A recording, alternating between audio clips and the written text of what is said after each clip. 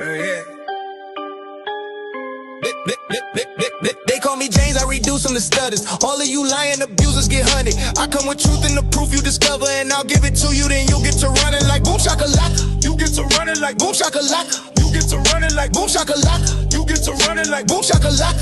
You get to running like. I just ask questions and you cook yourself. I could refute you, but you don't need help. I set you up to say truth from your mouth. You get proof when you shout that your fruit is in doubt. If you're truly devout, why you lying so much? I don't hide in the cut, I be firing you up. You thinking you sharp, but I'm lining you up. Bro, you won't scare me, stop trying to be tough. Y'all never focus, redemption seems hopeless. That energy soulless, and everyone knows this. We level these copers, cause heaven has soldiers that never give over the mental controllers. We over your head cause you don't know the spirit. Y'all go to Mecca to hope for forgiveness. How you atone by a stone when you kiss it? Next verse is worse, bro, you don't wanna miss it. They call me James, I reduce them to studies. All of you lying abusers get hunted. I come with truth and the proof you discover, and I give it to you, then you get to run it like boom shakalaka. You get to run it like boom shakalaka. You get to run it like boom shakalaka. You get to run it like boom shakalaka. You get to run it like. You wanna cry and then bring out the Arabic. I'ma turn arrogance into embarrassment. I'm having access to all of your scholars, and internet translates the Arabic for us. Dang it, there's more cause there's Christians that's Arab that give us the language like Sil, for example. Nowhere to hide your own lyrics will spank you. Then I'ma hit you from biblical angles. The fact that you think that us Christians are weak is exactly the reason you give us this beef. Attack all you want, but you getting this cheek, and I won't match your energy. God lives in me. River to sea, we gon' free Palestine, because they finna see when we tell them you're lying. Us Christians gon' pull them up out of the fire. When they ask who did it, just tell them the lion. Judah!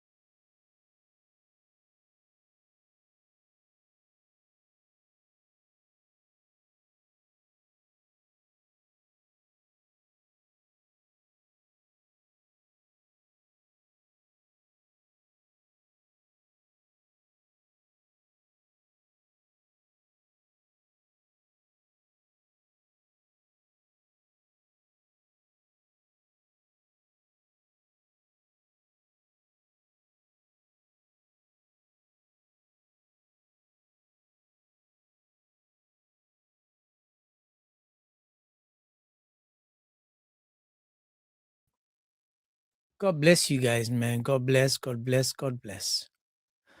So we've got now the finished work. The finished work will be dedicated to on one of these days, and we are going to go through some of his work where he exposes the dawah. But for those that don't know, on Sunday, he will be exposed by Malik. When I say Malik, don't think of how Muhammad was leaking when he walked around the Kaaba. Malik, don't think about the men dripping their little, their juices. Yes, this is all part of the Sunnah. We find this in the hadiths. So God bless you guys, and wherever you may find yourselves. And the finished work is going to expose, he's exposed all these people, right?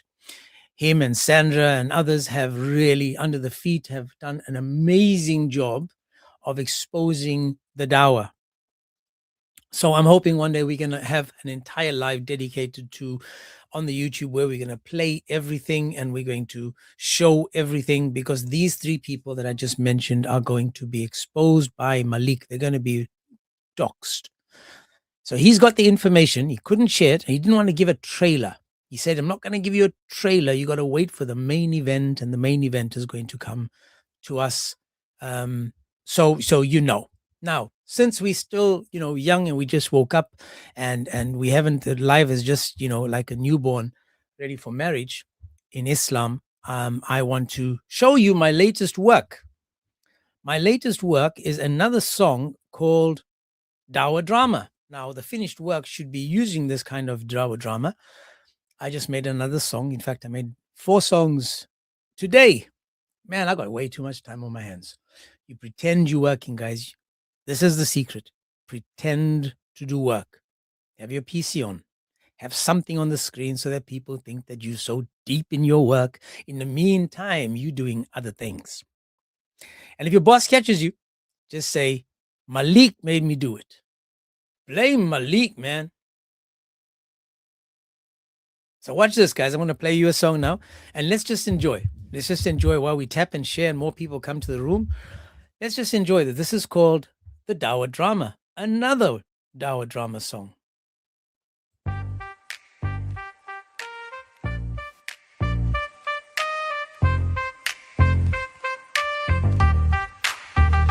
Brother said, subhanallah, I'm the only one who's right. Another made a live stream just to start another fight. Comments blowing up, everybody's dropping fatwas, but nobody can answer why they started all the drama. One says bid'ah, the other says haram. Third guy filming like he's hosting Ramadan. TikTok scholars arguing in the street, but the only thing growing is the algorithm feed. Everybody preaching, everybody loud, everybody certain they're the smartest in the crowd. But somewhere in the back you hear the quiet truth say, maybe pride's a thing that's leading you astray. Oh, it's Dawah Drama. Everybody's yelling, look at me, fighting for the camera like it's reality TV. Clout chasing in the name of Dean, while the whole world's watching, laughing at the scene. Pride louder than the other van. Everybody's right, but nobody gets along. Ego louder than the call, trying to save the world while they tripping over all. One guy posts a clip, destroyed him in debate. Next guy makes a video, wait, let me demonstrate. Thumbnail faces looking shocked and mad. Title says exposed with arrows in the red circle added. Brother fear Allah, typed in all caps. The 20 angry threads underneath the apps. They're arguing about who represents the truth, while humility quietly leaves the room. Everybody's certain, everybody's sure, but sincerity ain't trending anymore. If the goal was guidance for every lost soul, why's the comment section looking like a troll patrol? Oh, it's Dawah Drama. Everybody's yelling, look at me, fighting for the camera like it's reality TV. Clout chasing in the name of Dean, while the whole world's watching, laughing at the scene. Pride louder than the other van. Everybody's right, but nobody gets along. Ego louder than the call, trying to save the world while they're tripping over all. Meanwhile, the viewers eating popcorn in the chat. Bro, did you see the response to that? 3-hour live stream arguing over tone, while the message they were preaching gets completely overthrown. Maybe if they pause and check their own heart first. Less shout and less ego, less online thirst. Because the loudest voice doesn't mean it's true. Sometimes the quiet ones are the ones who actually knew. James 007 is laughing at you. Oh, it's Dawah Drama. Trending every other week, everybody arguing, but nobody seeking peace. Pride climbing to the sky, truth gets lost when the eagle's running high. Maybe it's time to start. Less noise on the screen, more humility in the heart.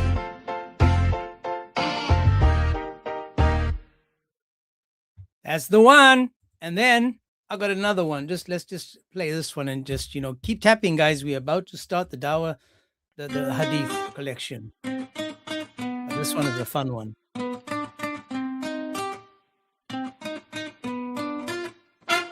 Don't trust the Dawah, man, I read the fine print. One wing got poison, other wing got the ointment. Say it with a straight face, acting like it's law, now I had to step back. Don't trust the Dawah, don't trust the Dawah. Gotta question what you hear. If it don't make sense, I ain't nodding in fear. You can dress it all up, quote this, quote that, but I'm not drinking that, I'm good on that. They said if a fly fall, straight into your drink, dip it down deeper, yeah, don't even think. One wing got poison, other got the cure. Bro, that's your logic, you sure that's secure? I'm looking at my cup like this can't be real. You call it wisdom, I call it a bad deal. If that's divine truth, I got questions to ask. Why's the cure need the poison in the same flask? Next thing I hear, yo, camel juice heals. Milk in the urine, that's the miracle deal. You serious right now? That's your science claim. You're telling the world this ain't a game. Trying to dress it up like it's heavenly power, but nobody's saying is drinking that sour. You can hype it up, say it's ancient and wise, but I ain't buying that. I'm good, I'll pass. Don't trust the dawa, man, I read the fine print. One wing got poison, other wing got the ointment. Say it with a straight face, acting like it's law. Now I had to step back. Don't trust the dawa. Then they told me Satan sleeps in your nose, so wake up, rinse it, that's how it goes. Every morning ritual, don't forget quick, blow it out strong, get rid of the trick. Hold up, you're telling me that's where he stays, just chilling overnight in your nasal space. I'm trying to follow logic, not stories for show, but this one right here, nah, I don't know. Then it got worse, yeah, I couldn't believe. They said Satan urinates when you don't get up for phases, see. So if you oversleep, that's the reason why. Not fatigue of life, it's a spiritual guide. Now I'm sitting there like, what does this take? You're building a worldview on things I can't take. You want full belief, no questions allowed. But I'm not just clapping along with the crowd. Then they said wipe, but keep it odd count. 3, 5, 7, that's what counts. Even numbers, nah, don't do that. Heaven's got rules about how you act. I get discipline, I get routine, but you're making odd numbers, spiritually clean. Now we're counting wipes like it's part of the creed. At some point, man, you gotta concede. Then the warning came, don't look up in prayer, or you might turn to a donkey right there. Maybe a monkey, depends how it goes. I'm like, what kind of theology is this, bro? You're threatening people mid-worship stance with instant transformation. That's your stance, fear tactics heavy, but logic is lack.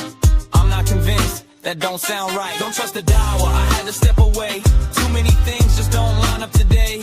You can quote traditions, stack them up tall, but truth stands firm, or it falls. Don't trust the dawa, I'm thinking it through. If it's really from God, it should hold up too. No blind faith when the cracks I see. I'm standing on truth, that's where I'll be. Don't trust the dawa. So if any one of you has any flies that fall in your drinks, don't trust the dawa. If any of you gets given a cup of camel juice, don't trust the dawa. Any of you sees anybody out there stoning monkeys, don't trust the dawa. If you heard the song that says if you wipe in odd numbers, don't trust the dawa. If anyone goes to the toilet, right, and you've just say got like a bad tummy, and you know you've got it bad. Who in the world is going to be taking time out their busy day to count how many times they wipe themselves or wash themselves? Man, so don't trust the dawa. Now, I did create another song about how music is haram. I didn't like it. I didn't like I'm going to have to redo it. It didn't, you know. Now, because we spoke about music, we have to now play another video to see, well, is it true what I just played, that music is bad? Why is music bad? Now, today I am, as you guys know, I'm going to dedicate an entire day to talking to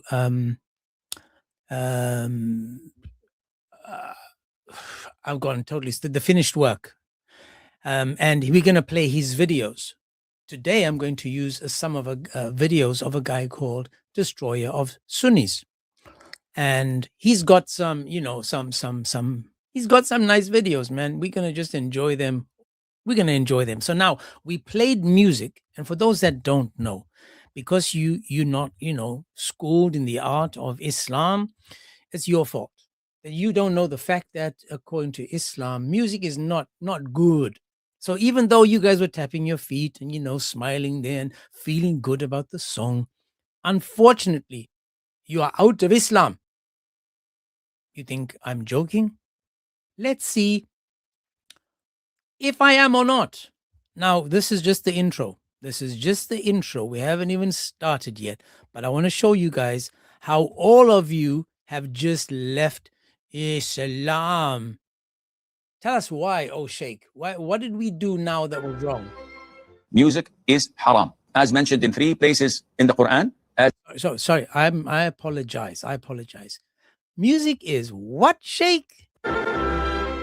Music is haram, as mentioned in 3 places in the Quran, as mentioned in the authentic hadith, as it is agreed upon the schools of thought. One of the major sins is music. And you upload it on your social media, upload it on your TikToks, letting people know that you listen to it. You don't care people knowing that you commit this sin. All musical instruments and all types of music are absolutely forbidden to play, to listen to sell, to propagate. Whether the content is haram, such as love songs and the likes, or even if the content is what they call quote-unquote Islamic nasheed. Every time that you listen to music, you're committing a major sin. Listening to music is a major sin.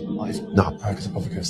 لأن النبي صلى الله عليه وسلم cursed it. The love of the Quran and the love of music are 2 things that can't come together in one's heart. So beatboxing is not permissible for the Muslims. Mimicking music with our voices is forbidden. Ibn Umar radiallahu anhu, when he would hear music, he would put his fingers in his ears, following exactly what the Prophet sallallahu alaihi wasallam would do. So next time when we hear music, what should we do? Hands, yes, close it. Make sure there's music in our ear. Music is haram, it's prohibited in Islam. Allah subhanahu wa ta'ala prohibited it in the Quran. The Sunnah also shows that the music is haram. This is a matter which is unanimously agreed upon by the early scholars of Islam. Playing musical instrument or listening to musical instrument is not permitted. Is music haram? Classically, majority said it's haram. This people saying music's halal is a sign from the signs of the Day of Judgment. Avoid the music, ya akhi. Avoid it. It would be a minor sin to listen to music. The musical instruments are haram according to the 4 madahib. Is an agreement. هل سمع الأغاني من الكبائر وهل تحتاج إلى توبة؟ يكفيك أن تعرف أنها حرام، انتهى الأمر. Music is haram. There is no scholar on earth, Muslim scholar, that allows you to listen to Beyonce and Madonna and Michael Jackson. حرم الإسلام الموسيقى. Music is 100%, without a shadow of a doubt, haram in Islam. Music is haram. For example, if I'm listening to something in the background and there's a bit of a jingle or something like that, I'd go to other place. Like if I was in a supermarket, I wouldn't want to be there. I'd move them myself. In Islam, music is haram. If you're going to listen to music, then okay. If you're going to sin, then sin. But don't try to make your sin halal. Don't try to use weak narrations and batil qiyas in order to try to change the religion of Allah subhanahu wa ta'ala.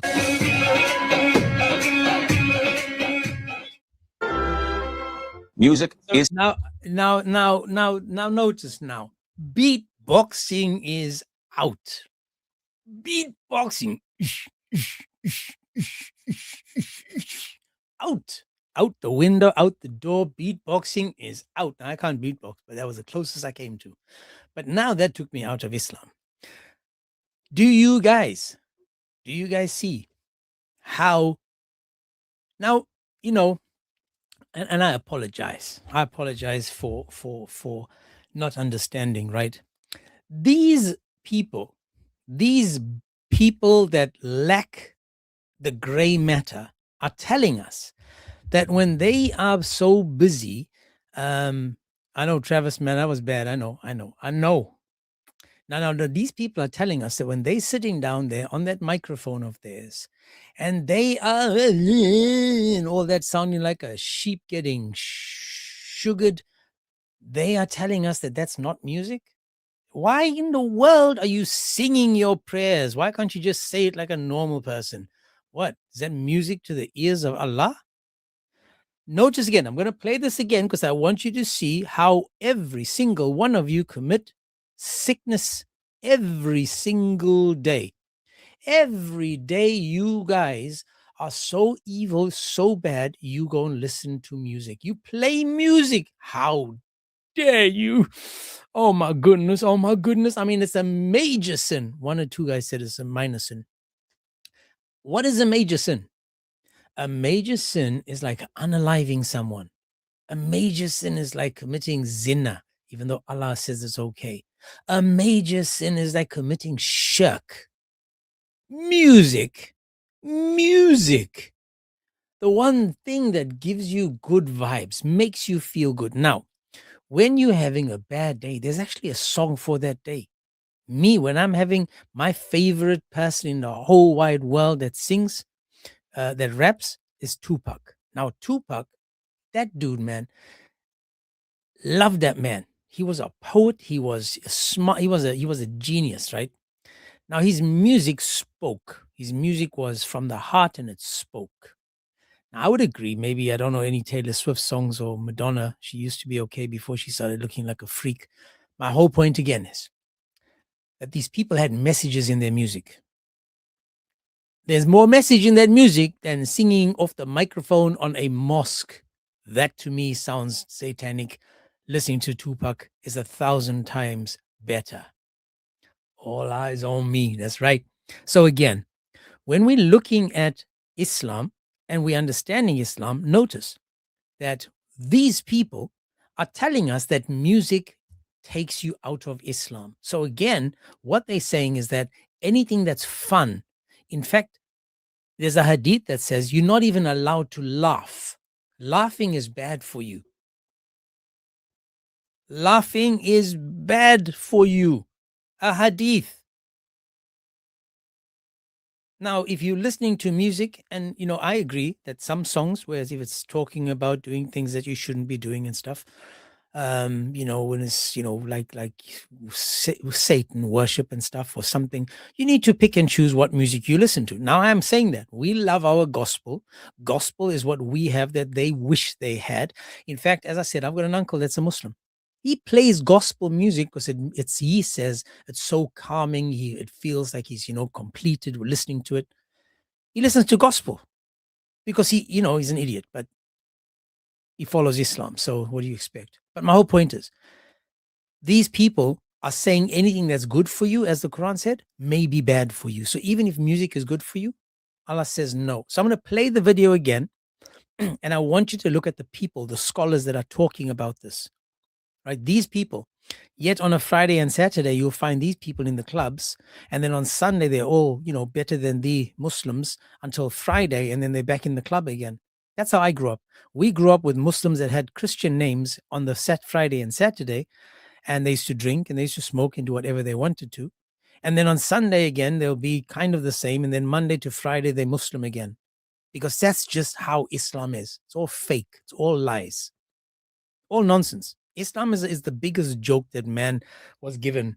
But let's listen again. For those that just came in, God bless you. Tap and share. Today it's Hippie Friday. We are just looking at what Islam has given us in the form of hadith. So those that haven't seen the pictures, let me just start off with this.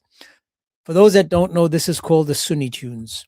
The Sunni tunes is what Allah has given us when it comes to hadiths. And because we have the hadiths, we are able to, listen to them and play them. I actually listened earlier today about how if they play a song, you must, and you saw it in this video, block your ears. Where the guy in a taxi said to the taxi driver, please put turn the music off, because there wasn't music at the time of Muhammad. The guy said, well, there wasn't cars either, so why don't you get out the car and just walk? Why don't you get out the car and walk, you numpty? Watch again, guys. So welcome. This is Friday, the Sunni Tunes Hadith edition, where all we do is play videos on the Friday exposing Islam through the Islamic nonsense. Music is haram, as mentioned in 3 places in the Quran, as mentioned in the authentic hadith, as it is agreed upon the schools of thought. One of the major sins is music. And you upload it on your social media, upload it on your TikToks, let people know. I just want to stop this guy. I love this dude. This dude cracks me up. He's got the passion, dude. This guy's got passion. He's got so much anger issues. This dude got anger issues. Let's listen to him again. Listen to the craziness in his voice. It's music. And you upload it on your social media, upload it on your TikToks, let people know that you listen to it. You don't care people knowing that you commit this sin. All musical instruments and all types of music are absolutely forbidden to play, to listen to sell, to propagate. Whether the content is haram, such as love songs and the likes, or even if the content is what they call quote-unquote Islamic nasheed. Every time that you listen to music, you're committing a major sin. Listening to music is a major sin. نعم. لأن النبي صلى الله عليه وسلم cursed it. The love of the Quran and the love of music are two things that can't come together in one's heart. So beatboxing is not permissible for the Muslims. Mimicking music with our voices is forbidden. Ibn Umar radiallahu anhu, when he would hear music, he would put his fingers in his ears, following exactly what the Prophet sallallahu alaihi wasallam would do. So next time when we hear music, what should we do? Hands, yes, because make sure this music is away. Music is haram, it's prohibited in Islam. Allah subhanahu wa ta'ala prohibited it in the Quran. The Sunnah also shows that the music is haram. This is a matter which is unanimously agreed upon by the early scholars of Islam. Playing musical instrument or listening to musical instrument is not permitted. Is music haram? Classically, majority said it's haram. This people saying music halal is a sign from the signs of the Day of Judgment. To avoid the music, ya akhi, avoid it. It would be a minor sin to listen to music. The musical instruments are haram according to the 4 madahib. Is an agreement. هل سمع الأغاني من الكبائر وهل تحتاج إلى توبة؟ يكفيك أن تعرف أنها حرام، انتهى الأمر. Music is haram. There is no scholar on earth, Muslim scholar, that allows you to listen to Beyonce and Madonna and Michael Jackson. حرم الإسلام الموسيقى. Music is 100%, without a shadow of a doubt, haram in Islam. Music is haram. For example, if I'm listening to something in the background and there's a bit of a jingle or something like that, I'd go to other place. Like if I was in a supermarket, I wouldn't want to be there. I'd move them myself. In Islam, music is haram. If you're going to listen to music, then okay. If you're going to sin, then sin. But don't try to make your sin halal. Don't try to use weak narrations and batil qiyas in order to try to change the religion of Allah subhanahu wa ta'ala.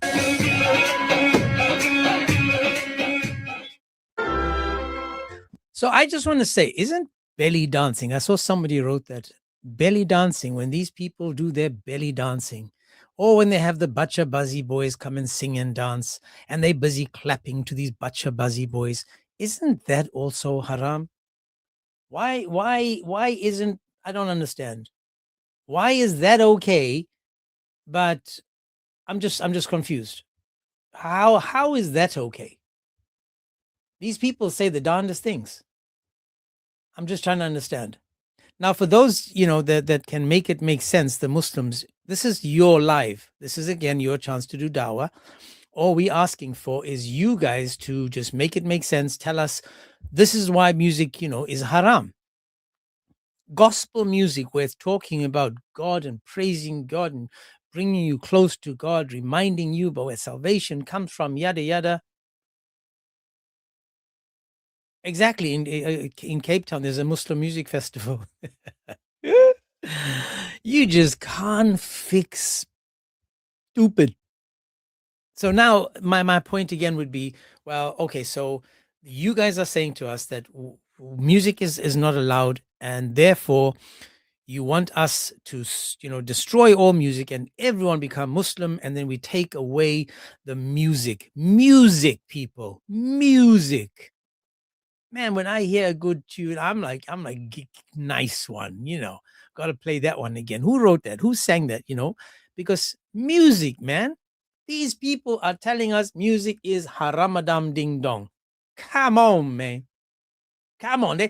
And the funniest thing is, on their phones, they got ringtones.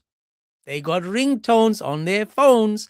Music is haram, but on the phone, they'll be playing some stupid song. You can't fix stupid.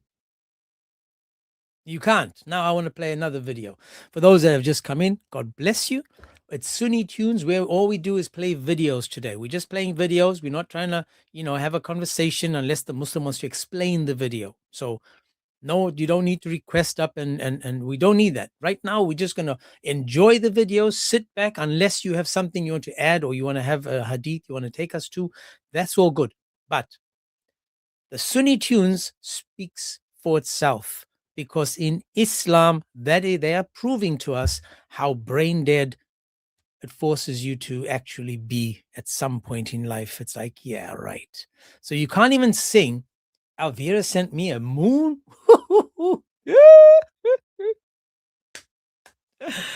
The crescent lantern. Alira, sorry. Oh my goodness. Thank you so much, man. I thought it's Ramadan ding dong. Oh, talking about Ramadan, this is a Ramadan special for you guys. I've actually got some videos to show you guys how pagan Islam is, how pagan it is to be around the Kaaba. I've got a few videos on that. So that's not really part of the Sunni tunes. It's just actual factual tunes of how Muslims behave even at the Kaaba and how sick and evil that place is. So they don't know if it's what's it called, Ramadan today or Eid today or tomorrow or Sunday, but they're actually warning people, stop following Saudi Arabia. Stop doing this. Stop doing that. Now, if you live in Scandinavia, in northern Scandinavia, Russia, northern Alaska, far north, where you've got still darkness, right? Darkness. How are these people breaking their fast? Allah didn't realize that those people lived so far away that they could have, 24 hours of darkness, or maybe even 18 hours of darkness, or in the opposite, could be 18 hours of daylight, or further north, it's just totally daylight. Now, these people are going to fast the entire day. So when you ask these people these questions, what do they say? Oh, no, we follow Saudi Arabia because Saudi Arabia is going to help us make it make sense. Saudi Arabia. Change that. Yes, sir, Dawn. Well, so yeah, I actually had where I live, and I actually had a friend who, well, of course, he gained weight during Ramadan. We all know this. They're actually just being gluttonous, but it was really strange. Like he went up at like 2 a.m. to eat because of the sunset being at like 11 or something p.m. You can't fix stupid. And remember, guys, that these people, they're fast during the day, but they'll sleep most of the day anyways. So my friend in Abu Dhabi said that their school days is, I think, what did you say, 3 or 4 hours, because the rest of the day the kids need to rest because they're fasting. So you stop it, you're just turning the days. You're just switching it and making day, night, night, day. That's it. And these people say, oh, no, we've sacrificed. Now we're fasting. I'm also going to show you guys videos of how people are fighting at the Kaaba now at Ramadan. Ramadan, Haramadan ding dong. Remember the mosque is called Haram. So this is Haramadan ding dong. Now, for those that didn't watch yesterday, we watched a video, or I think the other day, we watched a video of Islamic abortion. For those that don't know, it is the Sunnah. It is allowed in Islam to unalive a baby in the womb. Now, yes, there are a lot of people that don't know this. A lot of you don't know this, but because you don't know that, Prior to 120 days. I got you. I will show you guys today that if you want to unalive a child in the name of Allah, you just become a Muslim. You just become a Muslim. That's it. Right? Let me see if I need to just adjust this 1 second. There we go. I'm just talking about the TikTok. And then let's show the video for those that haven't seen this before. This is what Muslims believe, right? We believe. What do you believe, my man? Tell us, please. Abortion is simply permissible. Then if the ruh has not been blown in, which is 120 days, which is 4 months, then it is permissible. In our view, obviously, the child after 120 days is like a human being. With Muslims, that puts us in direct contrast with the Catholic position, for example, which always prioritizes, as I mentioned in the paper, the life of the child. Where the Prophet ﷺ explains that the life and the soul is actually blown into it at 120 days. Prior to that, even if the heart is pumping, it's just a muscle that is pumping.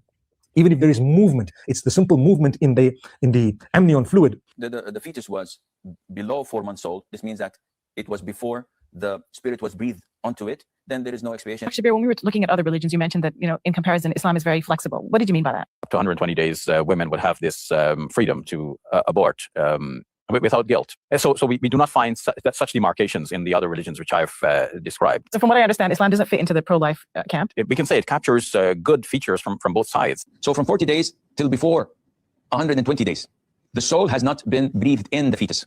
Because the Prophet told us, when the fetus is 120 days old, the angel comes and breathes in the soul. Now it's a human being. The idea of 40 and 120 and how we can justify the 120 when in fact embryogenesis ends much earlier than this. But there is no necessity to say that upon completion of embryogenesis, the soul would be breathed into the fetus. So interestingly enough, we find that in most Muslim countries, abortion is actually forbidden. And the anti-abortion legislation brought into places like Egypt by the former colonial powers ignore Islamic law on this respect. Ignore Islamic law on this respect. So now we know, for those that don't know or didn't know, that according to Islam, because Islam says it, it must be true. So for those that didn't know this, and you think that Muslims tell you, nowhere in Islam are you allowed to unalive the women and children. Well, as Christians that believe that you shouldn't be aborting or unaliving a child because the child is given to us by God, it's a gift from God, they are literally saying now, it's okay, become a Muslim. Now, I believe that these people made it make sense only to allow for people to come into Islam thinking, well, listen, if you want an abortion, it's okay. You can have one. It's not a problem. You want to take that child away, it's okay. Not a problem. Come to Islam, Habibi. Over here, you can do whatever you want, Habibi. Not a problem, Habibi. Now, I also have some videos with talking about how you can have second wives and how there's no problem with the second wife. How there's no problem having second wives, but first we're going to look at a woman that goes against everything that you suppose that you shouldn't do. Like, for example, use makeup. But she's just gonna condemn. She's gonna call out Muhammad. She's gonna call him out. She does not like this dude. That's for sure. That's for sure, man. There must be something happening in the neighborhood. Must be in the Zamzam water. Must have been the Zamzam. Let me just see if I can make her. There we go. Not so much. There we go. And then let's see what she's got to add. Dear lady, what would you like to tell us about? Oh, look at the screen. What does it say? Leave his what? Let me see. Please tell us this. You a second? Leave his ass. Are you a second wife? Leave his ass. You hear me? Leave his ass. These men are just sick, perverted. Oh my gosh. We're going to have to start again because most of you are going, what did she say? What did she say? Come on, man. Please, sis. Well, what did you say? Now, guys on YouTube, if I get knocked, taken out, I'll come back with a second account, but just move to the YouTube. The YouTube is so much better, guys. The YT is so much better. And for those on the YT, if you there, please follow, subscribe.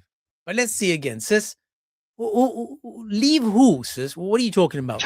Leave his ass. Are you a second wife? Leave his ass. You hear me? Leave his ass. These men are just sick, perverted, trying to fulfill their sexual desires. You know damn well they don't care. You know damn well they don't care about following the Prophet's path. Sunan an-Nasa'i 3959. The Messenger of Allah had a female slave with whom he had intercourse, but Aisha and Hafsa, his wives, would not leave him alone until he said that she was forbidden for him. Then Allah, the Mighty and Sublime, revealed, O Prophet, why do you forbid for yourself that which Allah has allowed to you? The verse, Quran 66:1 was revealed.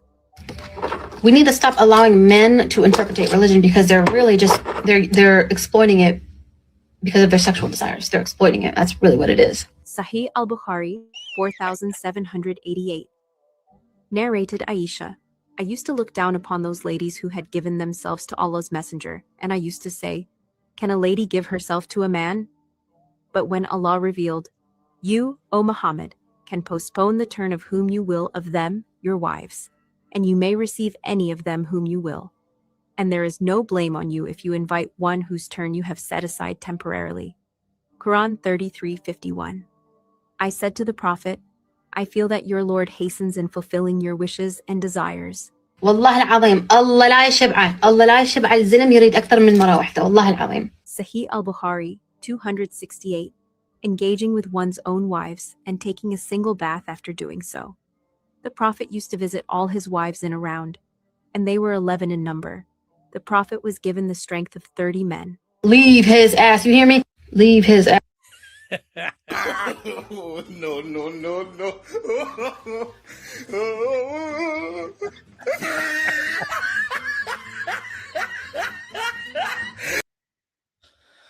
Oh my goodness. You can't make this up. Leave his what? What? So you notice how the Muslim women are. They don't know Islam. They don't know Islam. Now remember that the verses come up on the screen, and the verses are showing us. I'm going to play it again, and I'm going to pause so you guys can either take a screenshot or see it yourselves. But this is showing you how the woman, what did she say? We need to stop letting the men interpret these verses.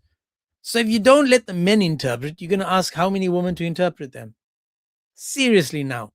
Sis, one more time, man. Just, sorry, Dawn, what you want to say? No, I forgot. No worries. Okay, while I'm here, where did the power of the 30 men come from? What's the theory here? The zut juice, you see, it's like eating gummy berry juice. When you get the zut juice, you get the power of the man. It's like, when Popeye needed the strength, he ate spinach. And then he was like, I'm Popeye the Sailor Man. Toot, toot. And he was Popeye. So he had something that filled his gut, and his bicep was like ding. Now Muhammad, he must have had something that filled his, and it was like woo.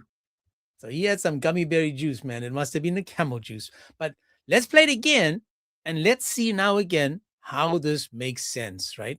How this makes sense for this woman to still be a Muslim, knowing that Islam is for men by men.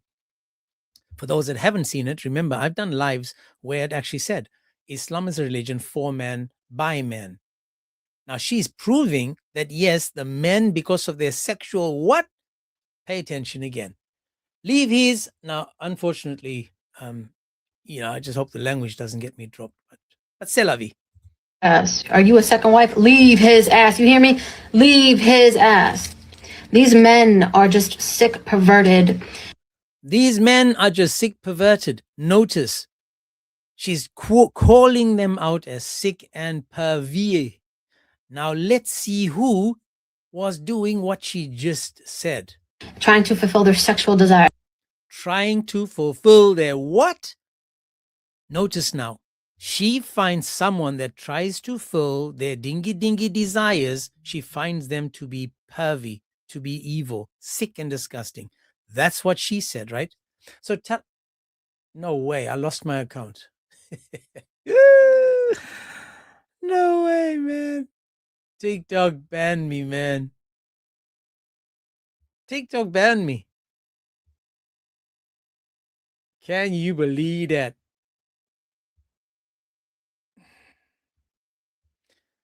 My goodness, man.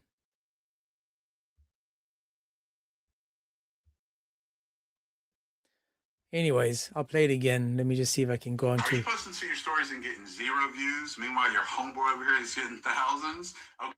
Sorry, guys. I'm just going to change my accounts and we'll just restart. I'm going to tell you why. Oh, shut it, bro.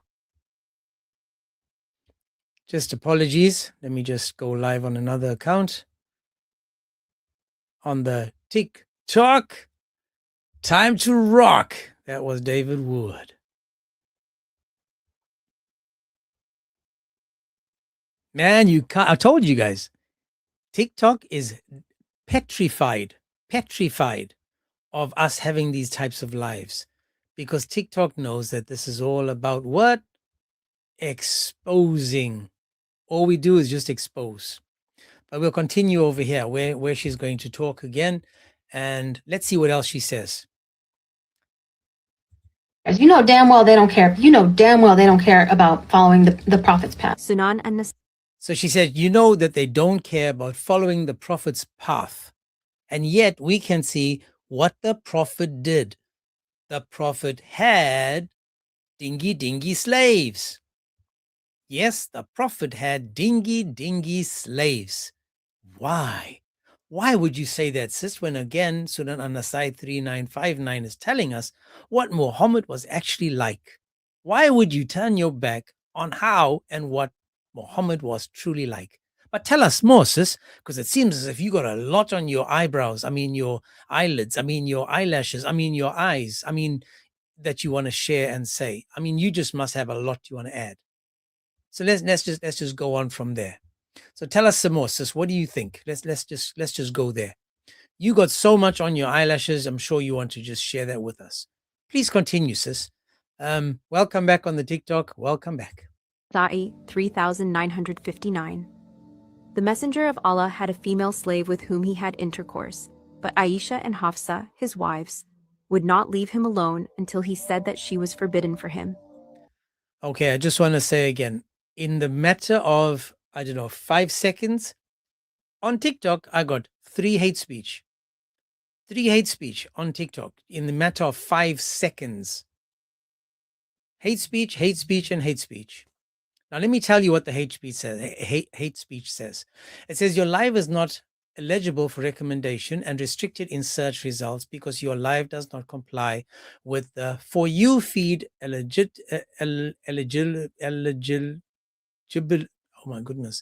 eligibility standards under our community guidelines.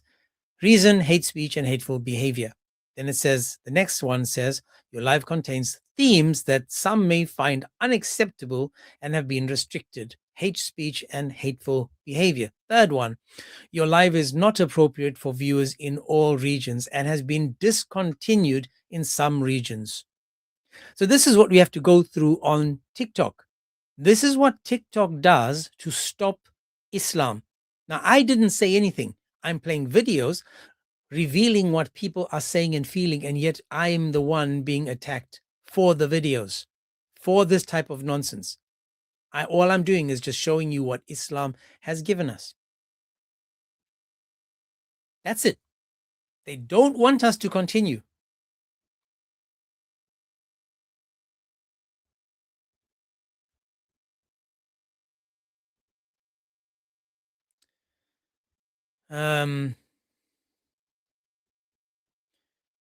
What in the world is this guy called Rabbi saying? Yes, sir. I'm just saying we should have more kids. Like, I'm going to make love to my wife. I want to have like 10 kids after this live. Bring Lovely. some more Islam into the world. Allahu Beautiful. To take it from behind so your eyes are cross-eyed. Well done. So notice how instead of defending the hadiths, the guy decided that he's going to go home to his wife and behave like Muhammad. But let's continue. What else would you like to share, sis? Then Allah, the Mighty and Sublime, revealed, O Prophet, why do you forbid for yourself that which Allah has allowed to you? The verse, Quran 66:1 was revealed. We need to stop allowing men to interpret religion. We need to stop men to interpret the religion. Notice, and look at the eyes, man, but notice again that these are the type of people. These are the type of people. Let me just, I just want to do this. I think this guy is the one that's been reporting me. He's the one that just came up, said he's going to spread his seed all over his wife, but he's gone. All right, let's see. Because they're really just, they're exploiting it because of their sexual desires. They're exploiting it because of their desires. Now again, who was the one exploiting it? Wasn't it Muhammad? Wasn't it Muhammad that was doing that? And yet at the same time, they're blaming, saying it's a man, but the men are following in the footsteps of Muhammad. Muhammad! Let's continue. That's really what it is. Sahih al-Bukhari, 4788. Narrated Aisha, I used to look down upon those ladies who had given themselves to Allah's messenger, and I used to say, can a lady give herself to a man? But when Allah revealed, you, O Muhammad, can postpone the turn of whom you will of them, your wives, and you may receive any of them whom you will. And there is no blame on you if you invite one whose turn you have set aside temporarily. Quran 33:51. Before we go on, my TikTok said this to me. It talked about a guy called Oz. So Oz, listen to what TikTok wrote to me now. I didn't see this before. It says, Oz is a long-time watcher and rising star in your life. I'm going to have to take a screenshot of that. Hang on a second, man. What are you guys doing? Let me take a screenshot of that because Oz, I'm going to share it with the, oh man. I'm going to share that with everybody in the group, Oz. Why isn't it doing that, man? There we go. So now I've got that saved and I'm going to show everybody in the group that Oz is a long-time watcher and a rising star in your life. Thank you, Oz. God bless you, bro. I'll send it in the group. And so is Ali. Ali is a long-time watcher and a rising star in your life. Didn't see that either. First time I saw that. I'm glad I got a screenshot of that because this live is not going to last long. I said to the Prophet, Lord hastens in fulfilling your wishes and desires. والله العظيم الله لا يشبعه الله لا يشبع الزلم يريد أكثر من مرة واحدة والله العظيم. Sahih al-Bukhari, 268. Engaging with one's own wives and taking a single bath after doing so. The Prophet used to visit all his wives in a round, and they were 11 in number. The Prophet was given the strength of 30 men. Leave his. The Prophet was given the strength of 30 men. 30 men, people. Why would he need 30 men? In fact, let me see if I can do this. So let me see if I can see it.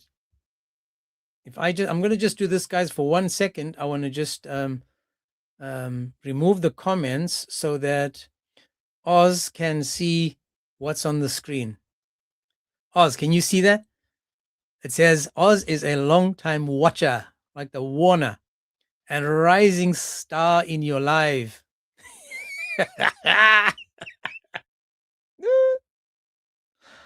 Oh, my Lord.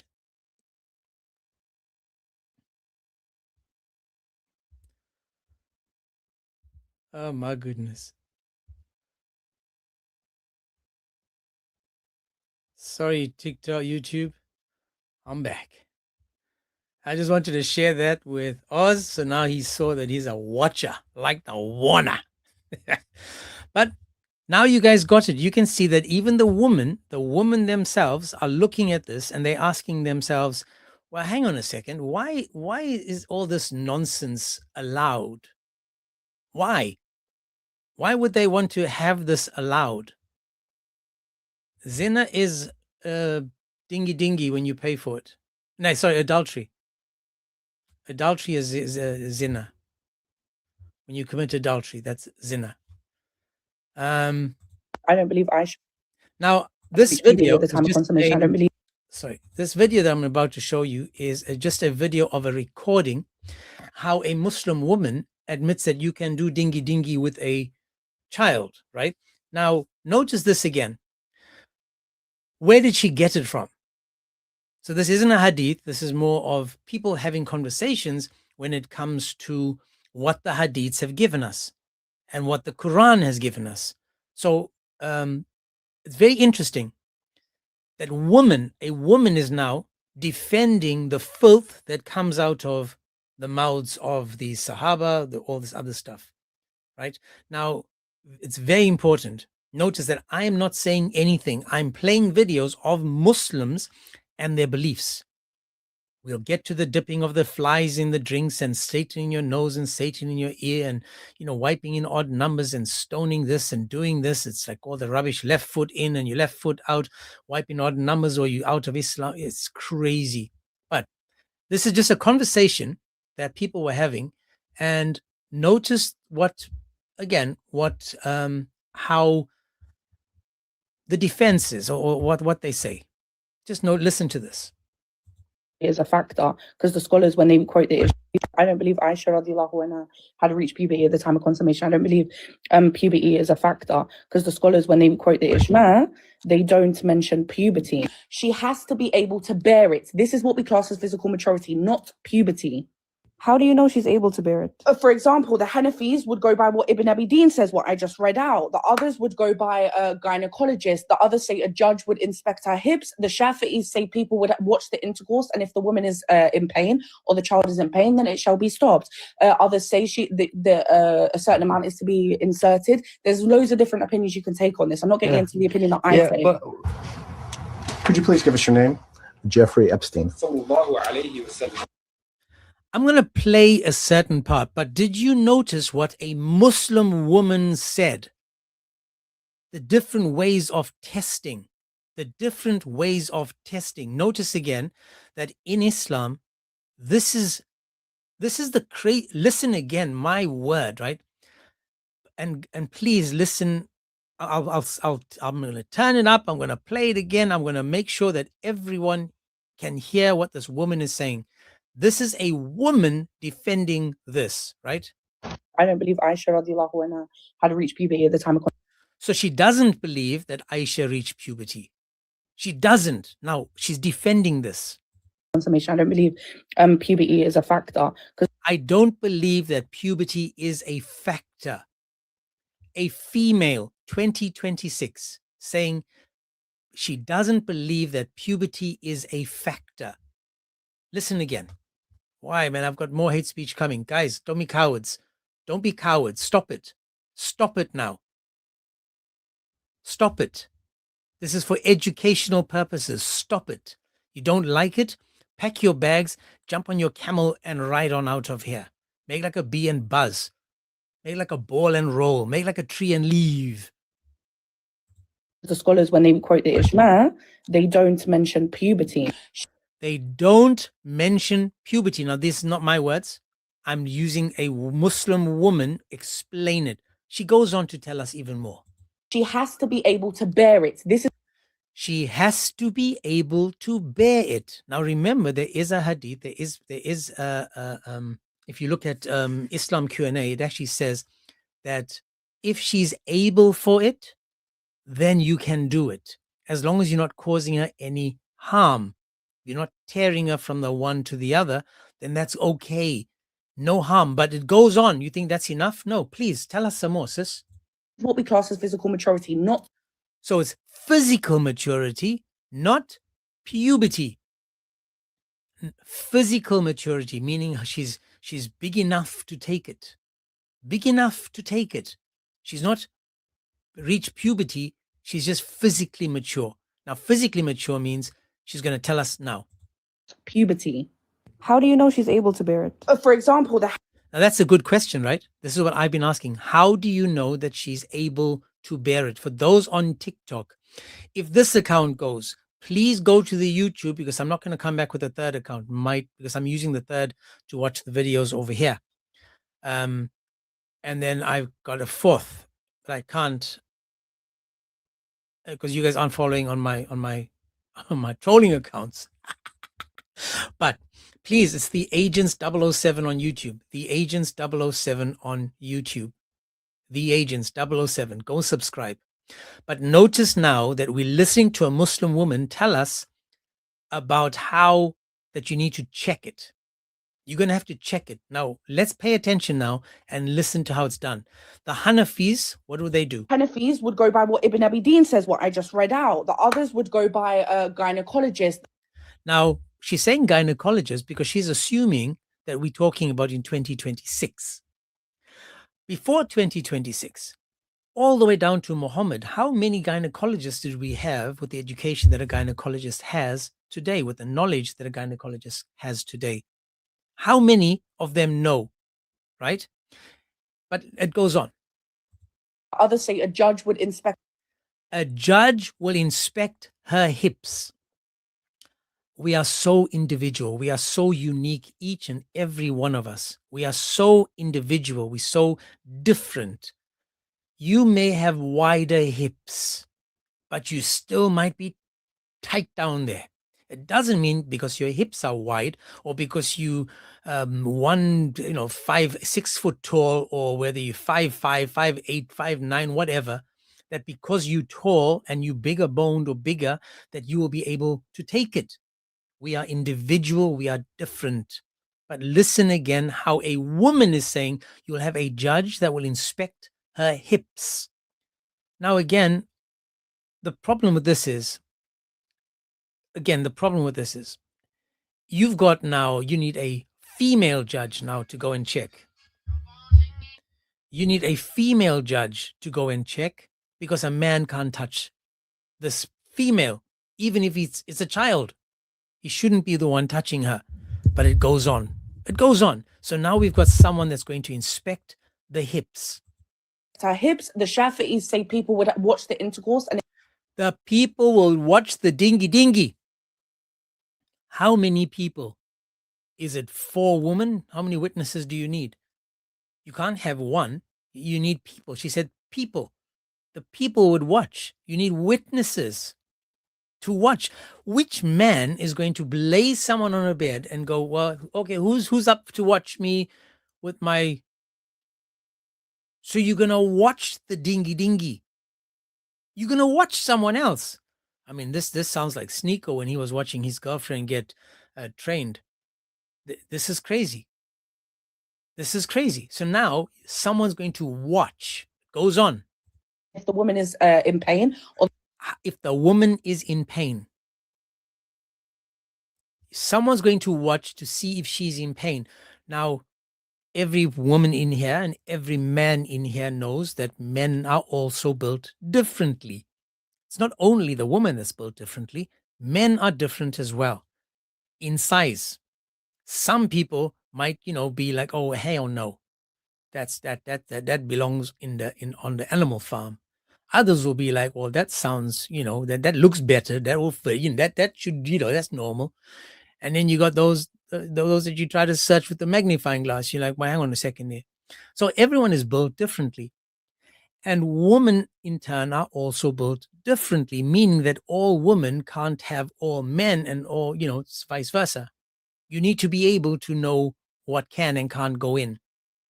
But you're going to have witnesses now. And they're going to be sitting there with a pen and pad and going to go, well, we're going now.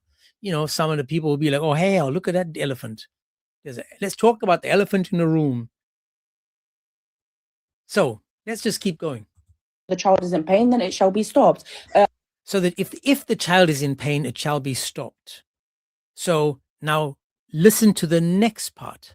Others say a certain amount is to be in. A certain amount needs to be inserted. How much is a certain amount? To me, a little may be a lot. To you, a lot may be a little. A centimeter, an inch, 2, 5, 10. How much is too little? When you dig a hole, how do you know when it's a hole? A hole can be a centimeter deep. It can be a foot deep. It can be a whole meter deep, whatever. All I'm saying is that these people are now trying to make it work. They're trying to make it work. So now you got to try. Now, this is what happened to Aisha, according to Islam Q&A, when it's talking about sleeping with, younger. And it says that she must be able for it. Now, the only way to know that someone is able for it is to try. So this girl that's talking on this panel is literally telling us that, well, Muhammad, when he met Aisha, he had to try it first, and it didn't fit at 6, it didn't fit at 7, it didn't fit at 8, and then at 9 it was like, hey man, I'm tired of waiting. Tired of waiting. And this is a Muslim female, people. Muslim female. Inserted. There's loads of different opinions you can take on this. I'm not getting into the opinion that I say. But could you please give us your name? Jeffrey Epstein. I don't believe. Now, notice again. A Muslim woman is trying to make this make sense. How many of you think that when she has a daughter, because I don't think she has a daughter, I refuse to believe that she has a daughter. How many of you think that she's going to say to her daughter, oh, mashallah, you're getting married, you're 3 years old. Let's see if hubby can fit, because you're a big girl. You're a big girl now. It breaks my heart listening to these people say these things. Honest to goodness, it absolutely destroys me from the inside out.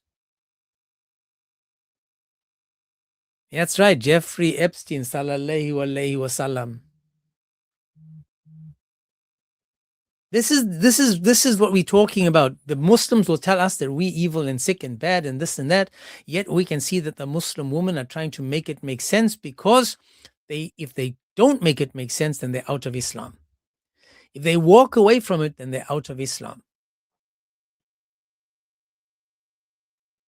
So if anyone wants to take the Shahada after that, just request, man. Just request, man.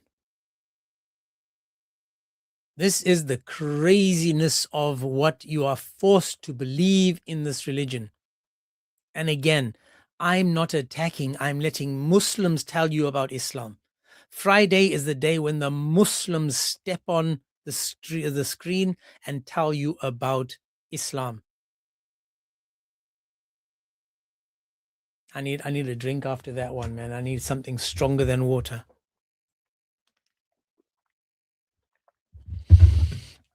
For those that don't know, the guy that debated God Logic, his name was Junior.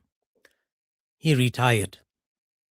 he posted that he is not going to do any more dawah, any more debates anymore, because he feels as if he does more bad than good.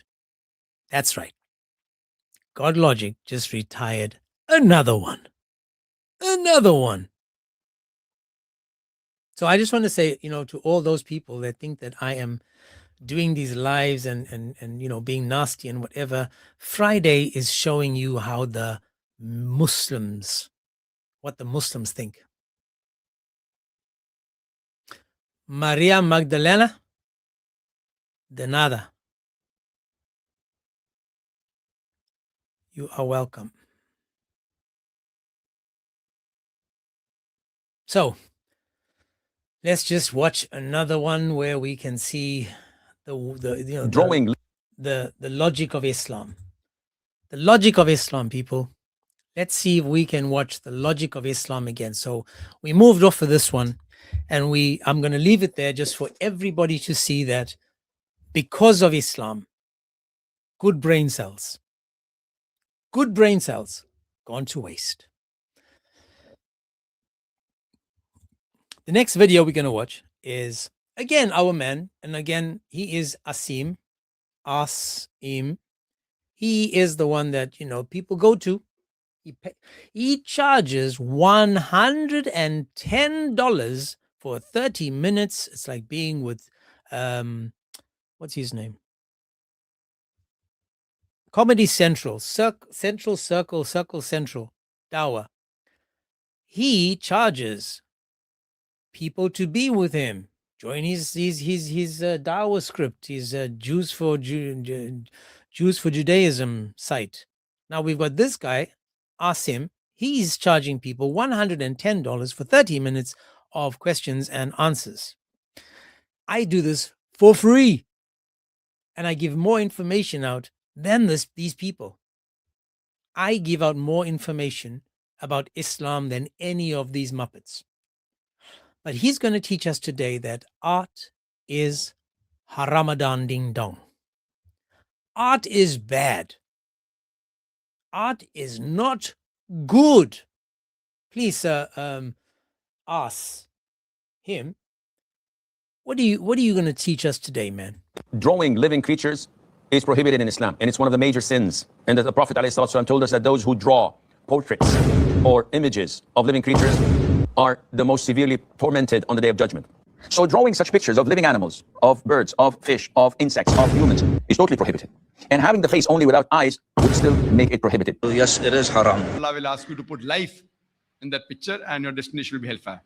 As a matter of fact, almost when I was at your age, I was very talented in drawing, and I even drew a picture of my dad. And when I knew from my shield that it is haram, I was very saddened with this news because it was my only hobby back then besides karate. The reasoning given in the hadith there is that apparently this is an act of competing with God's creation. So God creates, you cannot create any live object, but you are drawing a picture as a way of competing with God. On the Day of Judgment, the artist will be asked to put life into what he created as the final way of humiliating the artist, because obviously he will not be able to do that, whereas God has put life in what he has created. It is impermissible for a Muslim to draw a living being, to draw anything that replicates a living being. Permissible to draw simplified, 2D characters for the purpose of creating children's book that, of course, teach good manner or the deen. Okay.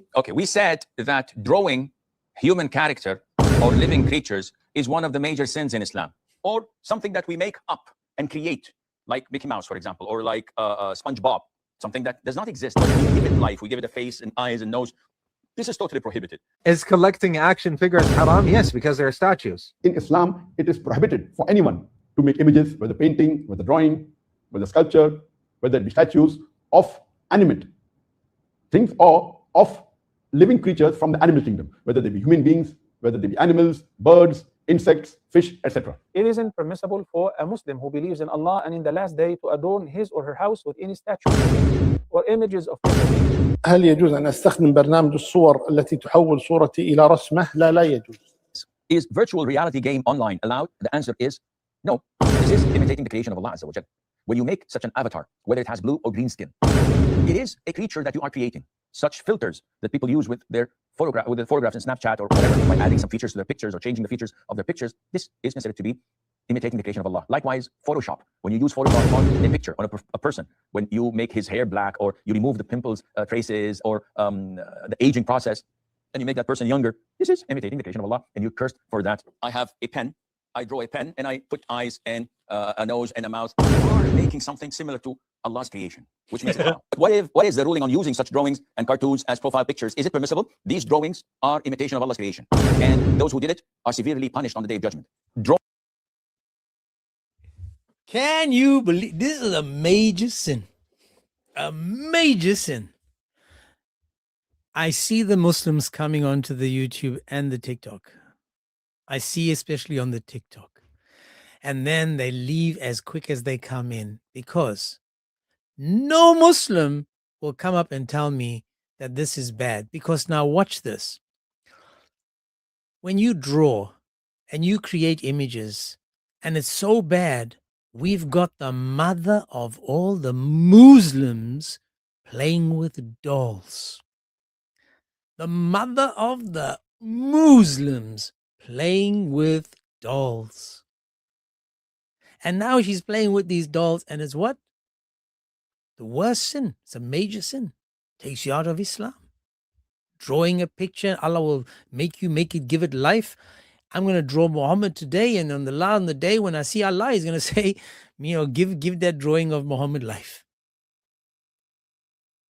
Do you see why it's Sunni Friday? Why the hadith collections show you how ridiculous this is? Every single Muslim I know will still take their pictures. You'll see them everywhere taking photos. They're walking around the Kaaba. They are filming and taking photos. They're sending to people. They're showing.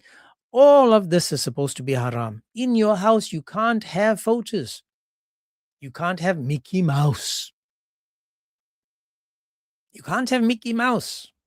In your home, Mickey Mouse? No way. This is the logic of Islam. This is why we can see, today we're going to have to go with Sunni do, like Scooby-Doo. Let's see, I gave him a face and features. Sunni do, we love you. Sunni do. Make it make sense, guys. So now that I created this picture, what is Allah going to do now? Allah's going to make me do what? They're going to make me do what? Give this life? Am I going to give this life? This is what happens when you become a Muslim. This is what happens when you become a Muslim. Now, for those of you that have heard of a guy called Orthodox, the Orthodox Muslim, Orthodox, I'm going to play you a video now, because again, it's not only to do with dawah and to do with hadiths, but also to expose Islam, to expose the rubbish that Islam has given us. And I'm going to expose a guy called Orthodox. So check this out. In this video, he admits to something that takes him out of Islam. Listen carefully to what he believes, right? Listen to this. Followers of Jesus saw him die and saw him alive after. I think the earliest followers of Jesus saw him die and saw him alive after having seen him die. I'm going to pause it there just so you guys can hear this again. The followers of Jesus saw him unalive and then saw him alive again. This is Orthodox. Listen again. And this, guys, these are Muslims, right? That debate and try to disprove Christianity. I think the earliest followers of Jesus saw him die and saw him alive after having seen him die. Okay, say that last part again. The earliest followers of Jesus saw him died and heard that he died, and saw him alive again after seeing him die, and heard that he was alive again, and they really believed it. Praise the Lord. Do not touch me, because I have not yet ascended to the Father. Right, so Allah in this position would be the one who is making it appear otherwise than what it is. Yes. Okay, now from that, how can we determine the epistemic access of when he's making something appear to be otherwise and when he's making something appear to be orthodox? That's a good question. We're justified in believing what we see with our eyes and what is independently transmitted, and we have good reason to think otherwise. So you're epistemically justified in thinking Jesus died before the Quran was revealed. If there is a denial of the crucifixion, then you could actually make a case against the Quran. I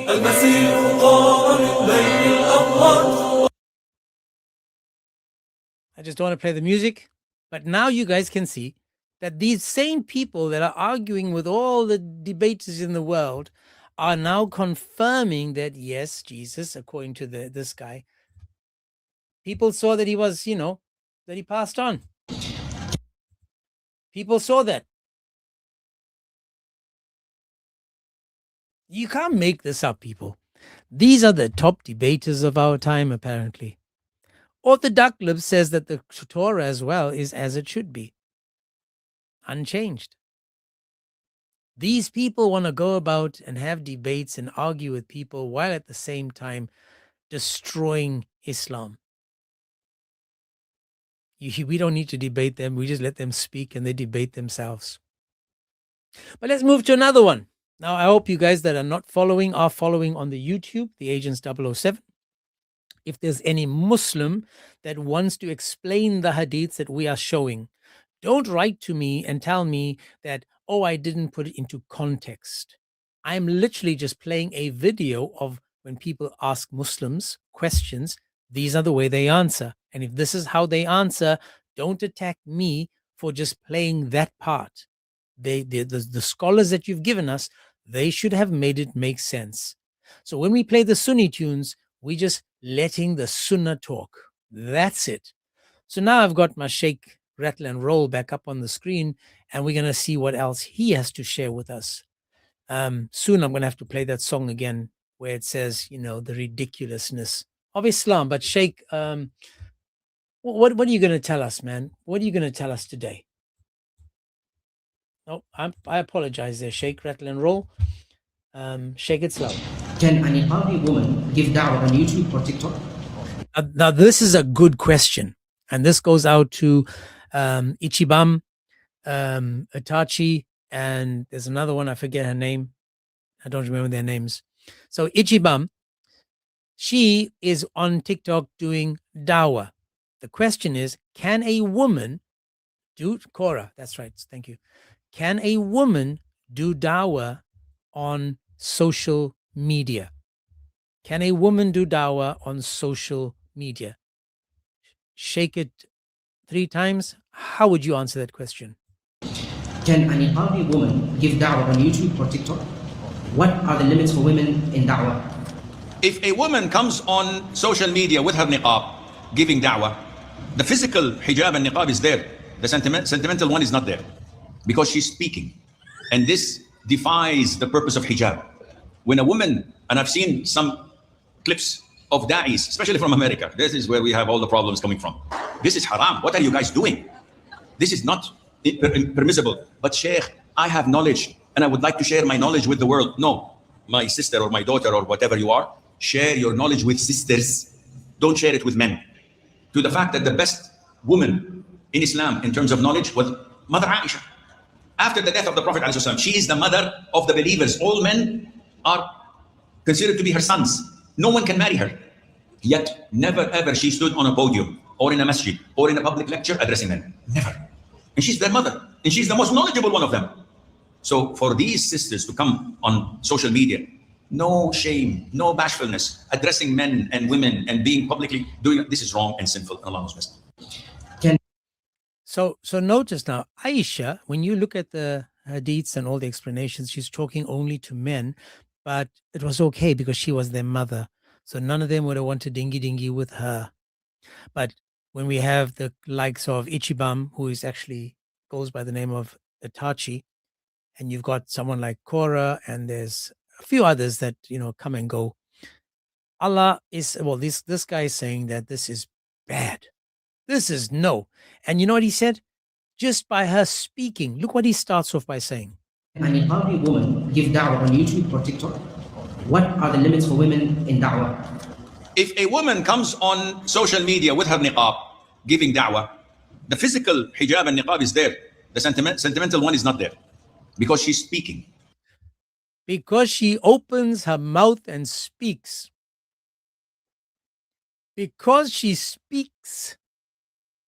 Saura, you're not allowed to speak, sister. How dare you speak, sister? How dare you? Oh no, but you're not allowed to speak in the church. The woman can't speak in the church.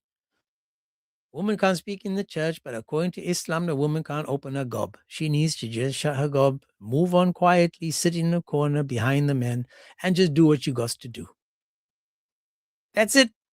Again, this is the Sunni tunes, the La-Di-Da edition. The La-Di-Da edition. For those that don't know, people, I'm the infidel that Allah warned you about. I am that infidel Allah warned you about. Don't forget that. I'm going to expose Islam every chance I get. Every chance I get by using you, what you believe, what you share, what you teach. I will listen to what you said, and then I'm just going to repeat it. I just going to repeat it. That's right. You guys, man, you guys made it like this. So, her speaking, just her opening her mouth is so bad that that's enough for her to just, be taken out of the fold. Like, what's wrong with you, man? What's wrong with you, man? Why don't you just be quiet, woman? What's wrong with you, man? So now we're going to learn about the woman and what her place is. What is the place of the woman then? Well, if she's not doing dawah, what should she be doing, guys? What do you guys think? What should she be doing if she's not doing dawah? Let's see. Sheikh, what should the woman be doing if she's not doing dawah? His wife complained to the Prophet ﷺ that Abu Hudayfa is not at ease when he comes home and sees me in my home attire. So what to do? The Prophet instructed her ﷺ to suckle him. So she said, "Oh, Prophet of Allah, he's a grown-up man. He's got a beard." He said, "I know. Suckle him milk and he will become your son." Now this hadith is authentic. So Mother Aisha used to take this hadith, and whenever she wanted to unveil herself among men, she used to order her nieces to do the same thing, to offer the milk to that person, and he would become mahram to her because she would be his grandma. يمكن أن يرضع منها وتصبح مثل أمه. قال بها الشيخ ابن القيم، وقال بها ابن حجر يعني من حاصل كلامه، وقال بها الشيخ الشوكاني. بس حضرتك بتطرحها ليه دكتور عزت؟ انت ترضى ان مراتك ترضع زميلها؟ إذا كان في ضرورة لخلوة شرعية وليس بينهما صلة قرابة ولا نسب، إرضاع أي مسلمة لأي مسلم عمل شرعي شرعه الرسول صلى الله عليه وسلم. اللي بيعترض على الرسول صلى الله عليه وسلم. صلى الله عليه وسلم. So I'm going to play that part again. I don't want to disturb it. And I'm going to read what the Sheikh what the Sheikh is actually teaching, right? We're going to see what he says, because he was asked whether he would do it. Now look what Aisha does. She uses the breasticles of her nieces, younger than her, I'm thinking, younger than her, to do what?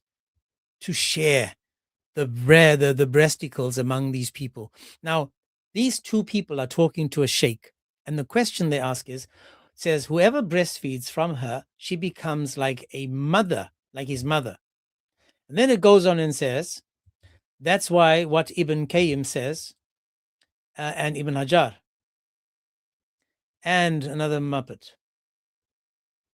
Then she says, okay, Dr. Izzat, do you accept that your wife breastfeeds her colleagues? Now, we joke about this, right?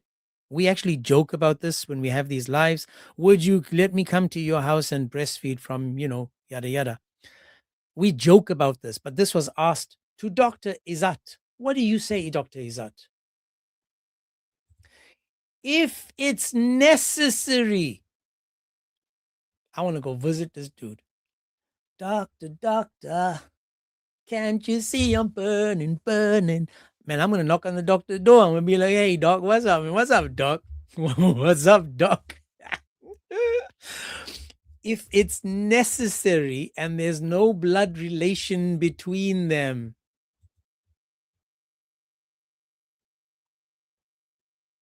just a little bit more. For any woman, any Muslim woman to breastfeed any Muslim man is a lawful act. Again, for the Muslims that are reporting me, I've got 4 restrictions on hate speech in a couple of seconds. 4. Notice, I'm not saying anything. Your Muslims, brothers and sisters, are saying this. This is not coming from me, it's coming from Doctor Who. And Doctor Who is saying, yeah, man, it is a lawful act. You can come on over, man. You can get milk with your coffee.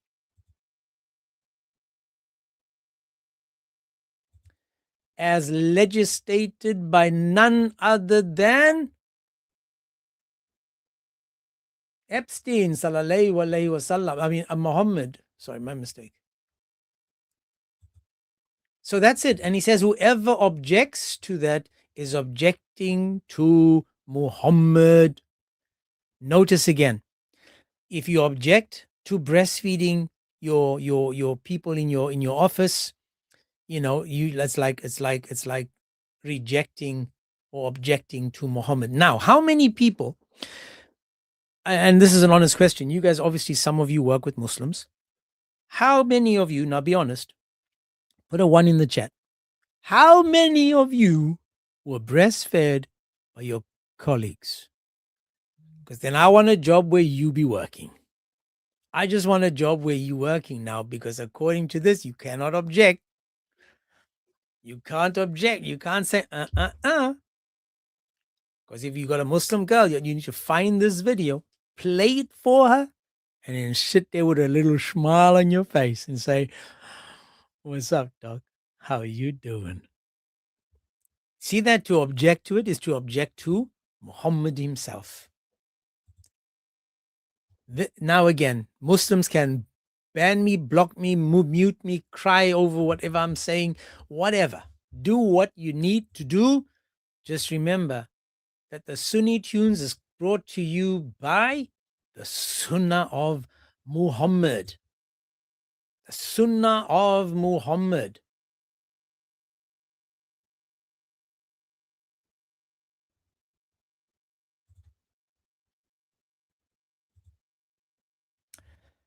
Need something to drink.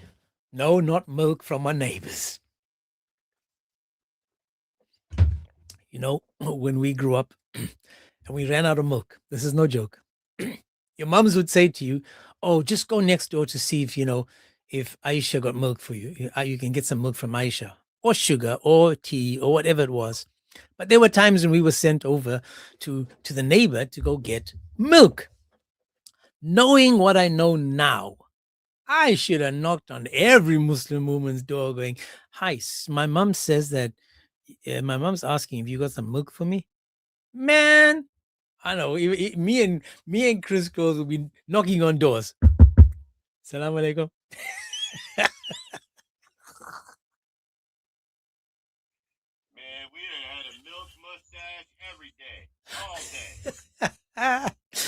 Your mums will be like, nah, Chris, you need to stop going to Habibti next door, Chris. You don't go to Aisha anymore, Chris. What do you keep going there for? And you're like, no, you need more milk, mums. I'll go get the milk. I'll do it.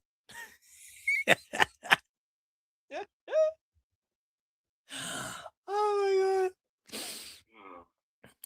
Oh man. And again, as someone just said, that's halal milk. Guys, the milk is halal. And if she offers you it in a cup, you go, don't play games, woman. Oh my gosh. Now, again, this is the humor that we have to have with Islam, because if you honestly just take the humor out of Islam, man, you would go bonkers. My question again is to the Muslims sitting in the back reporting me. Instead of reporting me, there's so many places that you can join on the live right now where you are able to make it make sense. Just make it make sense. It's not a difficult conversation. We are just showing you what Muslims are showing us, and and for those that are just, if you get an older woman, like, past the years of menopause, I suppose, and you go get milk from her, it could come out in the form of cream or even cheese. Well kept.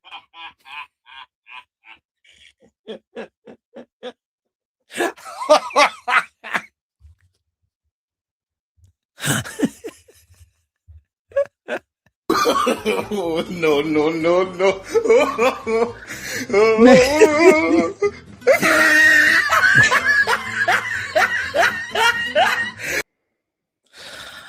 Oh my goodness. Yeah, if you want powder milk, you go to the great granny. Oh my goodness. Anyway, I've got another one. So now, we do the topic about the free will and stuff. Let's see what our shake, rattle, and roll, shake it 3 times or 5 or 7 teaches us. Would you want to add anything, Chris? I'm just saying, if you go to the great granny for milk, that stuff's probably curdled. I'm just saying.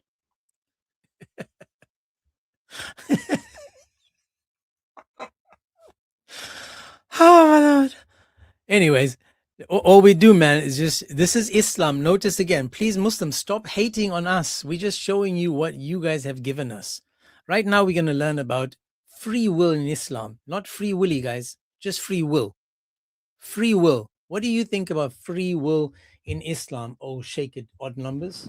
Is one of the 6 pillars of Iman, of faith, that no Muslim can be a Muslim without believing in them. So do you mean to tell me if I hold a pen and I decide to let it go, it's written in my book? I said, yes. So if I drop it, it's written. I said, yes. If I decide not to drop it, it's also written. So whether you do or not do, everything is written. So I've dropped it. It's written. 50,000 years before Allah created the creation, it was written that on this specific day, at that specific moment, I will drop the pen. This is something that Ahlul Sunnah wal Jama'ah firmly believe in. 1, that Allah Azza wa Jal is the creator of everything, which includes our own deeds. So what I'm doing now, what I am acting, what I am holding, what I am fixing, what I am watching, all of these are my actions. But we're created by Allah Azza wa Jal, as there is no other creator except Him. So when I make Umrah and go around the Kaaba, these actions are created by Allah, and I'm doing them. And if someone steals or kills another, he could not have done that without Allah Azza wa Jal creating that. Why would Allah create the disbelievers if He knows that they're going to be thrown in hell? Why not? Predestiny is one. Why not? But now, Chris, notice this. If a man steals, Allah wrote it down, so he can't not steal. So if a man grapes a prepubescent, if a man does the unthinkable with a child, Allah wrote it down, and that He decided that you will commit that action. You didn't decide that you are going to commit that action.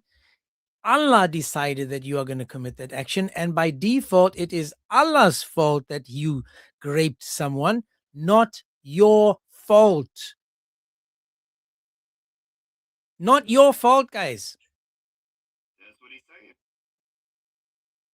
saying. And I apologize, but I'm going to have to play that one more time because I think it's worth a watch to notice if you get caught doing something.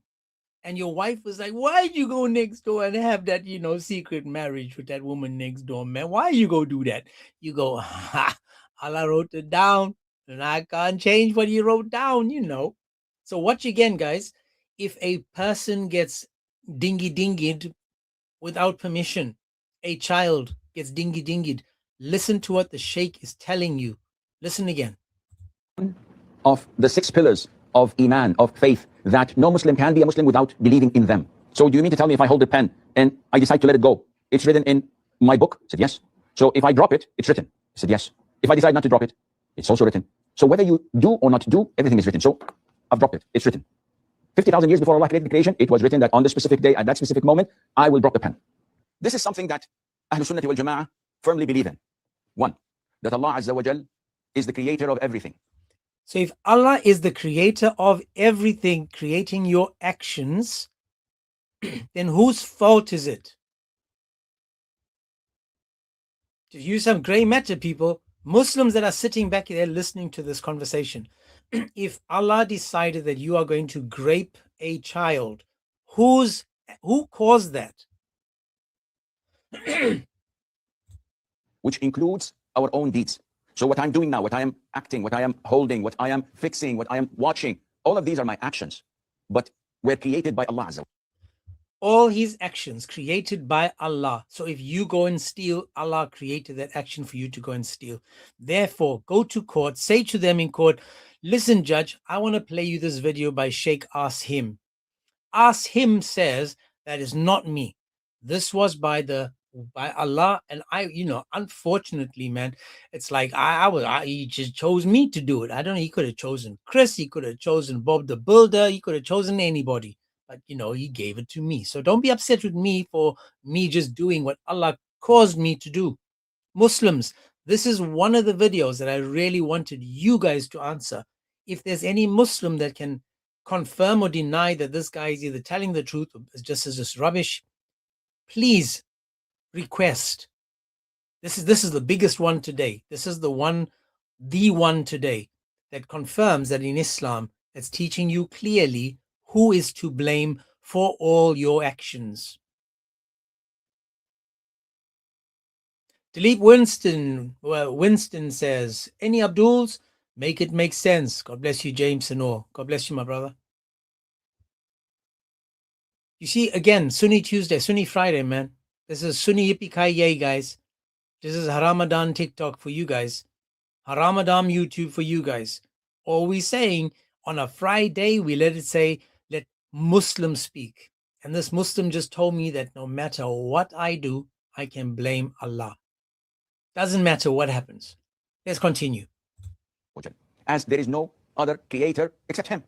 So you can't blame anyone else because he is the only creator. So when I make Umrah and go around the Kaaba, these actions are created by Allah and I'm doing them. And if someone steals, someone does dingy with the child, someone does zina, someone does adultery, or kills another, he could not have done that without Allah Azza wa Jal. He would not have done that without Allah creating that. This is so important. So important for you guys to hear and remember. This is Islam. Any Abdul that wants to make this make sense and come up and tell us, teach us, help us, show us, we'd appreciate it. Anyone, YouTube, it's linked in the bio. You guys can go there. It's in the bio on the YouTube. Just request, make it make sense. And we will say, Ashadu. What else do you want to say, Asim? Creating that. Why would Allah create the disbelievers if he knows that they're going to be thrown in hell? Why not? Create the disbelievers if he knows that they're going to be thrown in hell? Why not? Why not? That's the answer. Could you imagine that, James? Like, you're really stuck on this as a Muslim, and you're like, so Sheikh, why would Allah create people for hellfire? And the Sheikh's like, why not? It'd be like, well, but why? It's Allahu Alam. Only Allah knows. This again, a perfect example as to why to be a Muslim means to just follow blindly. Why not? Why not? Who cares? Scooby-Doo, we sure love you. Sunni do, coming to a theater near you. This is another example, people, why Islam is so wrong. It's crazy. This is what they believe. Honestly, crazy. Now we're going to show you a guy that you'll see every now and then on TikTok, on YouTube, on TikTok, yes. And this guy is the type of person that, his name is Shamsi. And Shamsi is the type of person that is, he thinks he knows a lot. He pretends he knows a lot. And unfortunately, Shamsi is the type of person that you can actually have a chuckle to. But Blake, God bless you, sis. Hi, I actually came up because I want to show a Sunni teddy bear family. I just took a picture of today. It's so cool. Okay, just give me a second, okay? I just want to make sure that teddy no bear extra information family. shows. Yeah, all of them are so the females are basically covered up, and then the males are wearing the Arabic attires. They're so cool. Just give me a second. I just want to make sure that no information is showing, and then it's so cool. Okay, let me play this video, and then I'll play yours afterwards. You can show that afterwards. So on this one, we're going to see now is this, as you can see, the guy on the screen, his name is, what did I say his name was? I forgot it again. Shamsi. So Shamsi is going to tell us now, as usual, we learn from the Muslims. The Muslims are going to teach us now that, according to this Shamsi, that it's kuffar to reject that the sun rotates around the earth or actually moves. So let's see what this says. Oh, my mistake. Get some sound. The sun rotates. I'm not a slave of the scientists. I'm not a slave of the scientists. So teach us your science. Yes, it's a kufr. Sheikh Ibn Baz said it's a kufr to reject the sun rotates on the earth. Because the clear verse, clear hadith. So we believe that, alhamdulillah. We are not in need of scientists to tell me about my belief. So now when we find that NASA scientists come and say, no, it's the other way around. It's the earth rotating the sun and it rotates around its own axle, etc. As Muslims, are we obliged to obey what they're saying? Definitely not. And the Sunnah proves to us that it is the sun that rises and sets like everyone else on the earth sees and confirms. Only a handful of scientists would say that it doesn't rise and it doesn't set. It is the earth that rotates.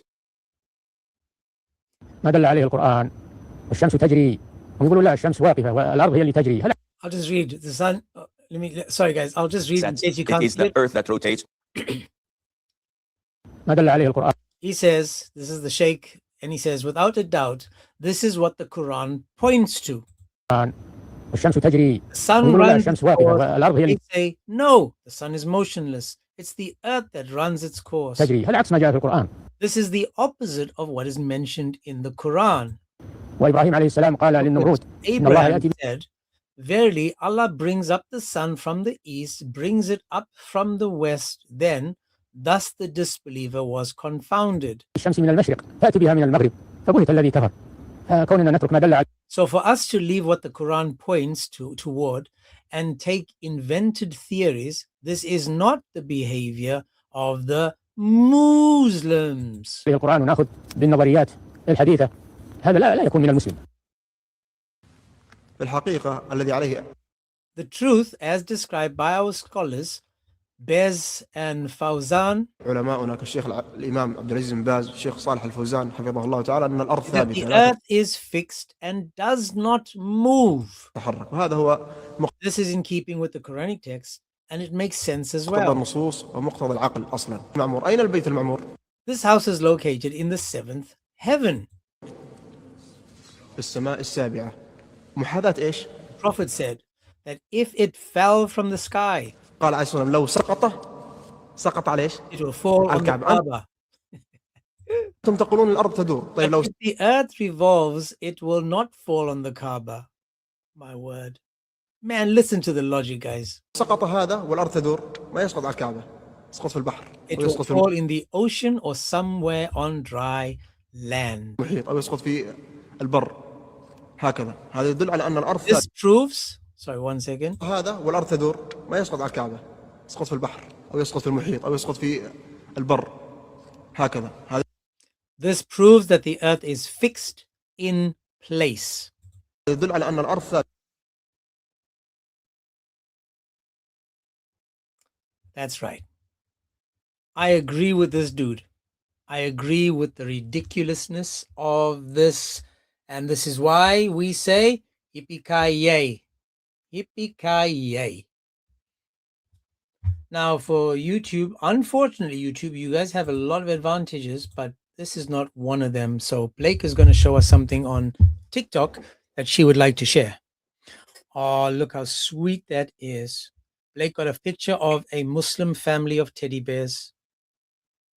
It's so cute. Like, oh my god, I wanted to buy them all, but like they're so expensive. But we just saw the Sheikh shake it 3 times. He said that if you put a face on and eyes on these things, then you will be questioned by Allah on the day of judgment because you have now created an image. Yeah, well, I don't know, like they're not doing a great job following Sharia, I guess. I guess not.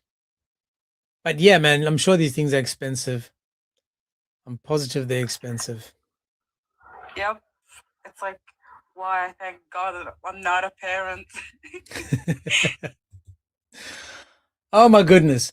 But anyway, guys, so far now we've seen that, you know, we've seen some nice videos so far today. These are very interesting and you know, crazy, but I've got more. For those that don't know, you know, I got more. And more tells us that the more we learn from the Muslims themselves, the Muslims can't attack us or echo. Oh, the finished is up. That was me. I turned it off. Hey, dude. Well, God bless. I can see that Muslima bear's shoulder. That's very haram. Astaghfirullah. The bear. Yeah, you mustn't look at the bear's shoulders, guys. Don't look at the bear's shoulders. Well, you should lower your gaze. Like you shouldn't Oh look man, at the you're shoulder. right. You're right. You should do But a if you lot weren't of showing your that. shoulders, I wouldn't have a gaze to lower.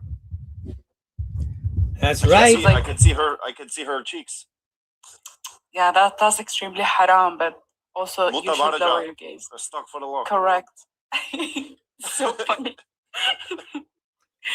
God bless, James. God bless, my man. All righty. Bro, So that last clip reminded me of Libiano when he was saying that if modern science says that the sky is blue and the Quran says that the sky is purple, or Allah says that the sky is purple, he will believe that the sky is purple. and you know, this is exactly why we're saying that to follow Islam means to stop the brain from working.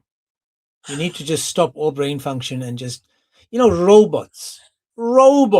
That's what these people are trying to be. They're taking the common sense and all. God gave us intelligence. God gave us a brain. God gave us, you know, to reason, to ask, to think, to be.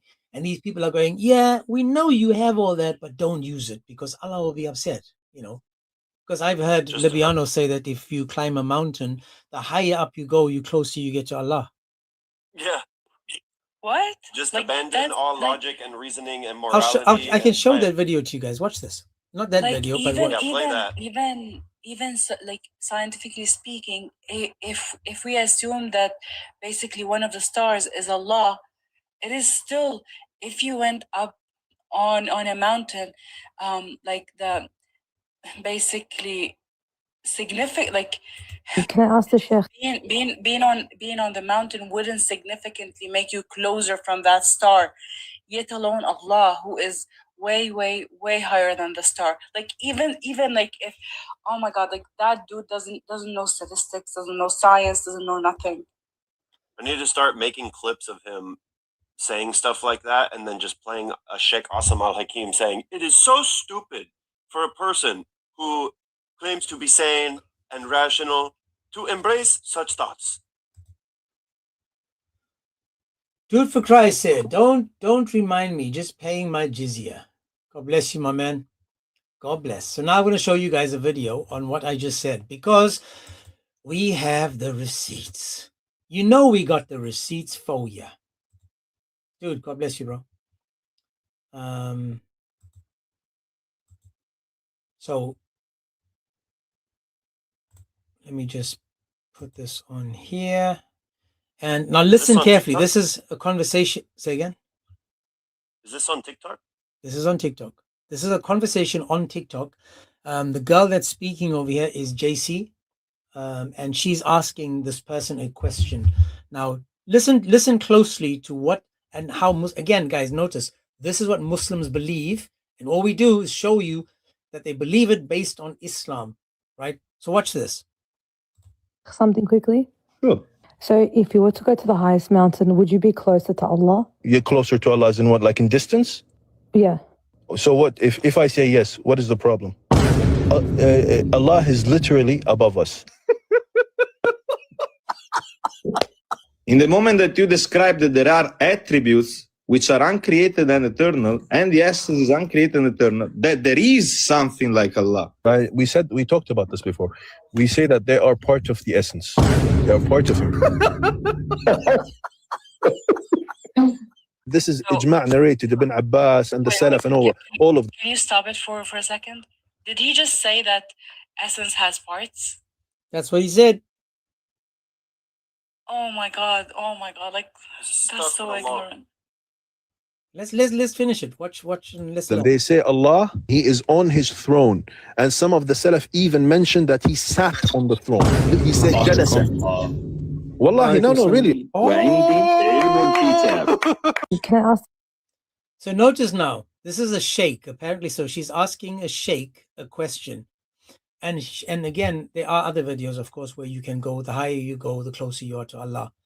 But this is an example, again, based on the ridiculousness of hadiths, based on, taking away what Islam, what the Quran teaches and whatever, and these people are just taking everything for face value, proving once again that these people have nothing to stand on. Nothing to stand on.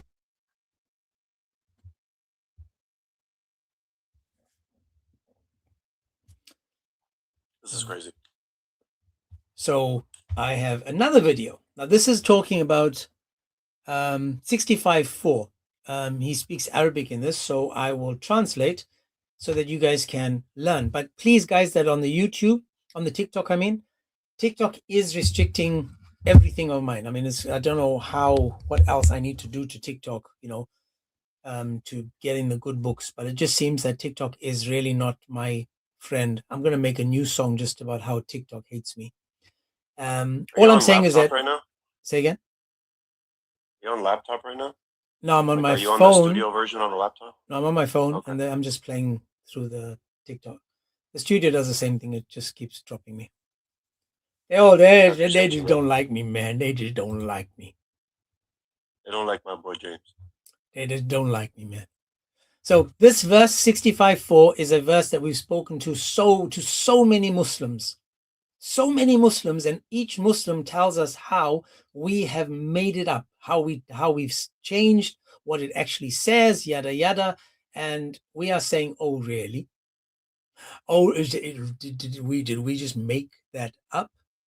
Let's see if that's true though, because we want to be honest about what we're presenting, and if we are honest about what we're presenting, then let's see, let's just check it, as we say, let's just check it. Let me just zoom in on this over here. Okay, shake, rattle, and roll. No, you shake. How many shakes are you? The other guys shake 3 times. You are shake a few more times. Let's read. Sir, what would you like to... said you had a phone call. Yeah. Sir Sheikh, what would you like to add? من المحيض اللي هي الكبرت ما عندهاش محيض. So 65:4 says it refers to the old woman in menopause. أي. واللائي لم يحضن نوعين. And those who have not menstruated are 2 types. So all of you guys saying, oh, it's talking about only one type. No, this guy said it's talking about 2 types of females. Please, sir, tell us what type of females. لم يحضن لمرض. Those who haven't menstruated due to disease. Oh, lordy lord. Oh, lordy lord. What else, brother? واحدة عندها مرض يعني ما عندها مشاكل في الدورة. Woman who has a disease in her menstruation. الشهرية عندها ما بتجيلهاش. تمام. ودي حالات نادرة جدا. But these are very rare cases. Oh my goodness. Very rare, people. والحكم للغالب ليس. Law is for generality, not for these exceptions. Muslims, listen to what he said. This is not for the exception. It is for the general population, not the 1 or 2 that are having it because they're sick or it's delayed. Come on, Sheikh, tell us some more, please. واللائي لم يحضن جمهور. And those who haven't menstruated, the majority of the scholars say who? المفسرين حضرتك أولهم ابن جرير الطبري. Tabari says this. في تفسيره المشهور. كتاب زاد المسير. Masir says it. Jawzi says it. يعني كلام صحيح البخاري says it. كلام الفتح. كلام الحافظ في الفتح. كل ده بيقول الاتفاق على انه الكلام هنا على الصلاة. The verse refers to minors. Notice, guys. Oh, no, say it ain't so. I can say it ain't so, but he's saying, oh, hell yeah, it's so. He's telling us, guys, clearly, as clear as day, that we're not talking about those that are, the exception to the rule. Now, watch this. For those of you, where's my pen? Where the pen at, man? I need a pointer. I need to talk to my man Christian Sheikh and get me a pointer. He's gotta be a Mortada as Indeek, man. So check this out now. Watch this and pay attention to this, people. Check out this dude over here. check out the dude on the right-hand side of the screen. Check out the guy on the right-hand side with his head in his hand. Right? Oh yeah, he's doing a face palm. So he is now thinking, oh man, you don't go there. Please don't go there. Because you don't want these kafars to know what we're talking about. These kuffars are going to use this against us. Don't say it. Don't mention it, please. And this guy just doesn't know how to shut his gob, so he's going to tell us that this refers to the miners. Now, not the miners that are digging for coal, not the miners digging for gold or diamonds. No, the miners as in children, little ones. Tell us some more, Sheikh Rattle and Roll. غيرة التي لم تبلغ الحد That did not reach menstruation. So, when a Muslim tells you that this is talking about special case, that this is pointing to people that are sick, that this is a special group of women, yes, a special group of women are the minors that have not yet reached menstruation. Let's keep going. Hey James, Well, Allah did. that's right. That's right. So they did not read menstruation, right? Oh, for those that don't know, I mentioned this before. Everybody that's listening in, go and follow the finished work. Go and follow the finished work. He has so many amazing recordings exposing the dawah, the lies, the nonsense, just like I'm doing now using just the screen over here. He just uses his screen. He doesn't add to it, doesn't say anything in it. He just records and presents it as it is, exposing Muslims. And all I'm doing now is exposing Islam using the Muslims. The Mohammedans are talking about girls, minors, that have not reached the years of menstruation. Shaking odd numbers. Since you said that, James. God, no worries, bro. God bless. You know, some of us do this. There's, like me, Sandra, Under the Feet, and many others. We do this for the babes in Christ who have these nasty, disgusting, psychopathic, narcissistic people come into their streams and act like totally normal people, trying to subvert them into weird conversations, and this is what they really believe. So they'll lie straight to your face and then say the things that you see on our recordings behind closed doors. So this is all for the glory of God, and it's to protect the sheep, to protect the young babes in Christ from these weird people. Maria Magdalena, I see that you have requested. Is it by accident? Guys, if you're Muslim, request, but if it's Maria Magdalena, if it was an accident, let me know. I'll just drop you both so that it's in case it's an accident. Beautiful. So let's continue, guys. Again, guys, just remember my main account just got taken to the Kaaba half an hour ago. So I'm using my backup account again. If you're not following this account, follow this account, but please go to the YouTube, the Agents 007. Let's continue. Shaking odd numbers is going to teach us now that we're talking about minors that have not yet reached menstruation. Get your pens and paper so you have evidence. Tell us some more, Sheikh. يجوز تزويج. It is permissible to marry her off and divorce her. Remember, we're talking about minors that have not reached menstruation. You can marry them and divorce them. Shake it by yourself. Tell us some more. وإن لم يحدث وفاق تطليقها والشرع قال هذا. The Islamic law ascribed to her a waiting period. Talking about the iddah, the waiting period. Just notice again, the waiting period is talking about the minor that has been married and divorced, married and divorced, married and divorced. Let's keep going. So who said this? He's asking who said this? And he says, as I was telling you. So the guy is asking now, the other guy says a minor. So a minor who hasn't menstruated yet. So they are still asking for clarity. They're going, well, hang on, man. Are you saying that you can marry and penetrate a minor? And the guy's like, yeah. And he's like, a minor?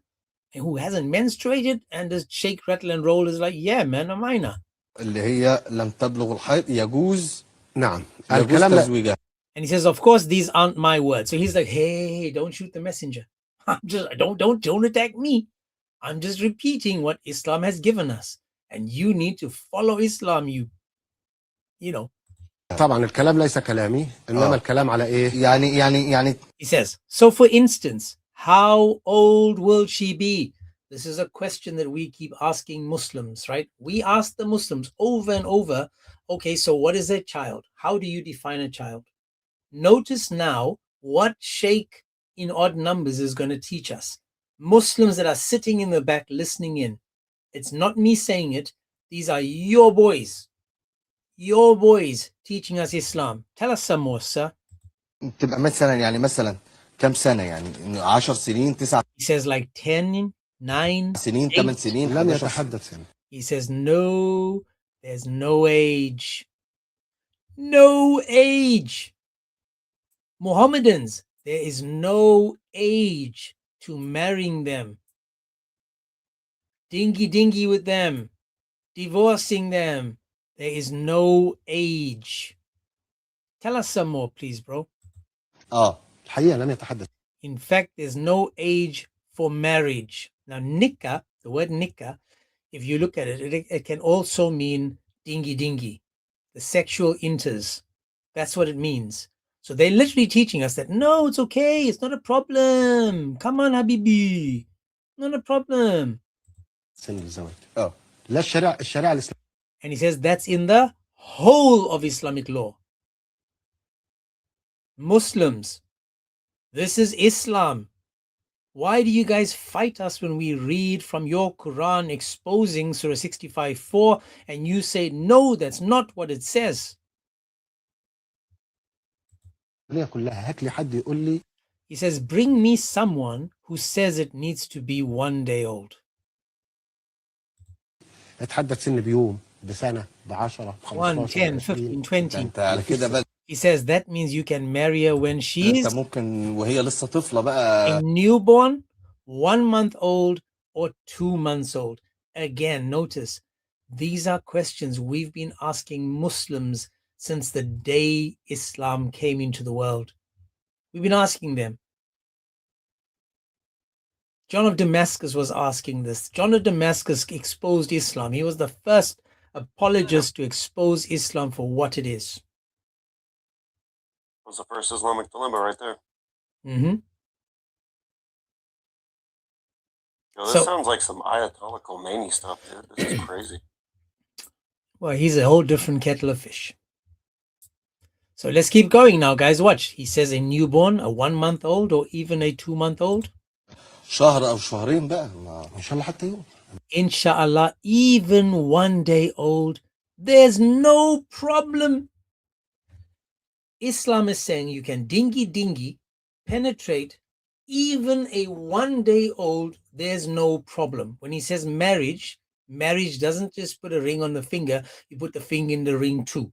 So these people are saying even a 1 day old is all good. Now, for those that don't know, you might think I'm a bit coarse or a bit harsh or whatever. Man, I don't play with my words. This is not politically correct. I call it like I see it. And these people are exactly what I look at when I look down the toilet. So he's saying even a 1 day old, and he says, there's no problem. Inshallah يوم. So this is the gist of the whole conversation with this guy. Notice that even the people sitting down behind the counters, are asking the question. They're like, "Oh, what? What do you mean, man? What are you talking about, man? What are you saying there? Because you what? Come on, man. We don't what, bro? What are you talking about, man?" That's what they say, man. They be like, "Nah, man, this can't be true, man. We don't know. No way, man. No way. Ain't no way, Scooby-Doo, we love you." In the Sunni world, we can see that this is just awful and evil. And yet Muslims are saying to us, no, you guys misunderstand Islam. Islam is the religion that gives you freedom. Islam, blah, blah, blah. Islam, all about Islam. Can't make this up, people. This is what Islam has been giving us every single day. And we are just going, oh, no, not all of them believing that. Oh, not all of them say that. No, they're not. Please don't put them all under the same. This is Islam for you. This is the craziness of the religion of Islam. And you guys are just ignoring the fact that this is what Islam is and who Muslims are. And we are trying to find, ways to make it make sense. We are trying to find ways to put Islam in our societies among us and make it work. How in the world, why in the world are we trying to make it work in our societies when we can see that this demonic cult is teaching that you can dingy a girl, you can marry her at one day, and it's like, well, what's wrong with that? But no, not all Muslims are bad, right? It's crazy, James, because you'll see baby Christians that'll look at us and they'll think that we're being so unchristlike because they don't know Islam, and then they study Islam and they're shocked. Or you'll talk to a Muslim that's a moderate Muslim and they'll think that you're just lying about their religion, and they'll see it and they're disgusted. Well, a good example would It's be just what it is, guys. a day or two ago, I was doing a live and I had a Muslim on, and I said to him, he was Quran only. And I said to him, well, hang on a second, in Surah 1:5, who does Allah worship and who does Allah pray to? And, he couldn't answer that question. He's telling me it's a prayer. But I'm saying, how do you know it's a prayer if you Quran only? Show me where it says it's a prayer. After he drops, I get this request. Guy comes up and he says, can you show me that verse again? And he was laughing. And I show him the verse and he goes, I'm a Muslim and I never saw that verse before. He says, I just repeat what they gave me. And eventually he was like, yeah. He says, I've been talking to Chris Claus, but these people don't know Islam, man. And the issue is that a lot of them, they seem so diligent, and zealous for their religion, but their sheikhs and imams just don't teach them this stuff. Exactly. That's exactly it's true. So sad, and then they get blindsided by us. This is why, guys. This is why, and this is so important. When you put on the armor of the Lord, you learn more about Christ and also how to defend. Now, when we hear these people say that, you'll notice on the screen it says, I'm the infidel Allah warned you about. That's me. I am the infidel that they need to be careful because they told me to read. And I read. I have the helmet of salvation. I have the belt of truth, the breastplate of righteousness, the shield of faith, the shoes of peace, and the sword of the Spirit. And with that, with the armor of God, we are able to defend ourselves against these Muslims. Because all these Muslims do is tell lies. They are liars and they want the lies to go unchecked. We need to put on the armor of truth, the armor of God, and go and stand in front of them and go, not today. Those lies, that evil that you want to spread, not today.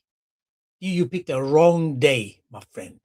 So, hop on your camel and ride on out of here, because once again, we're not going to accept it.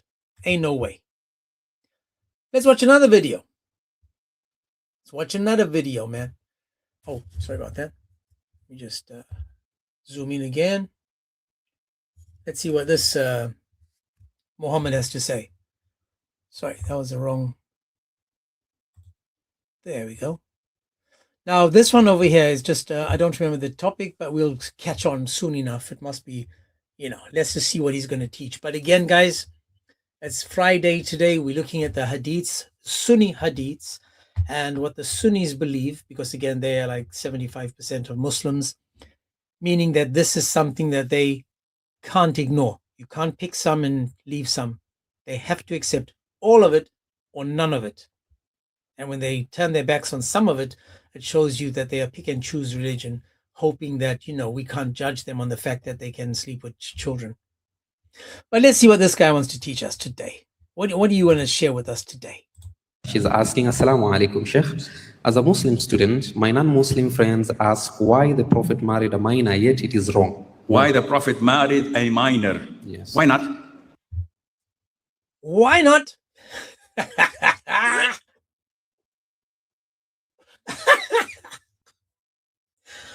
Oh my goodness. Why not? Let's give him a applause. Why not? Why do you guys want an explanation? Why do you guys need an explanation? I mean, why not? They wish they could. Let's try again. Tell us again, bro. What is the question? She's asking, Assalamu alaikum, Sheikh. As a Muslim student, my non-Muslim friends ask why the Prophet married a minor, yet it is wrong. Why the Prophet married a minor? Yes. Why not? Look at his face. Even he is chuckling. He's thinking, smiling. Yeah, he's having a bit of a laugh there, thinking, man, come on, man. That's not an answer.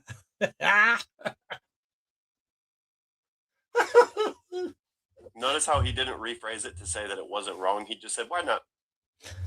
Well, why not? You have to have common sense to know why. You need common sense to know why. Why not? Tell us some more, bro. If you had the chance. Notice what he said. If you had the chance. And then, in other words, well, everyone wants it. We just lucky to have it. It's in our religion, not in yours. Nah. Why not? We can have it, but you can't. Watch again. If you had the chance. The guy laughed.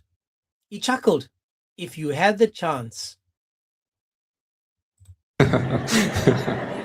And the people in the crowd are laughing as well. Do you notice how silly they are? That they're sitting back there having a laugh? Why not? If you had the chance. Who in his right mind would find someone as trustworthy, as great as the Prophet and would reject him? Wallahi, if I had a 6-month-old. Say that again. If you had a what? Tell us again, Sheikh. No, say it ain't so. Tell us again, Sheikh. If you had a what? 6-month-old daughter, I would give it to him. I need you. Say one more time, Sheikh, man. I missed it, man. My ears, I got a Satan in the one and another Satan in another. One more time, please, sir. If you had a what? The Prophet and would reject him. Wallahi, if I had a 6-month-old daughter, I would give it to him. And by the way, I have 13 daughters with the grace of Allah. No boys. So I know what a father feels about his daughters. Not only that, it was a divine order. The Prophet said, I was given a revelation from Jibreel. This is your wife. Twice. What do you want him to do? Oh, what do people would say? This is crazy. This is crazy. No, what's crazy is thinking you'd give your 6-month-old child to a 50-something-year-old man, and that's crazy. That's crazy. Again, I'm not saying it. This is not from me, not from the finished work. It's not us. We are just letting you see what the Muslims are teaching.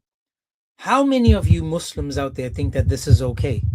Where are you Muslims? Why don't you Muslims come up and tell us whether this is okay or not? Or do you just agree with it? Because you guys must have an opinion. James? Yeah. I will speak to Muslims about some of these things that Asim al-Hakim gives fatwa on, and they will literally tell me, they'll go to the point of saying that he's a murtad and a zindiq, rather than actually owning up to what Islam teaches. They'll throw their own sheikhs under the bus to not have to admit to this. Stay away from Islam.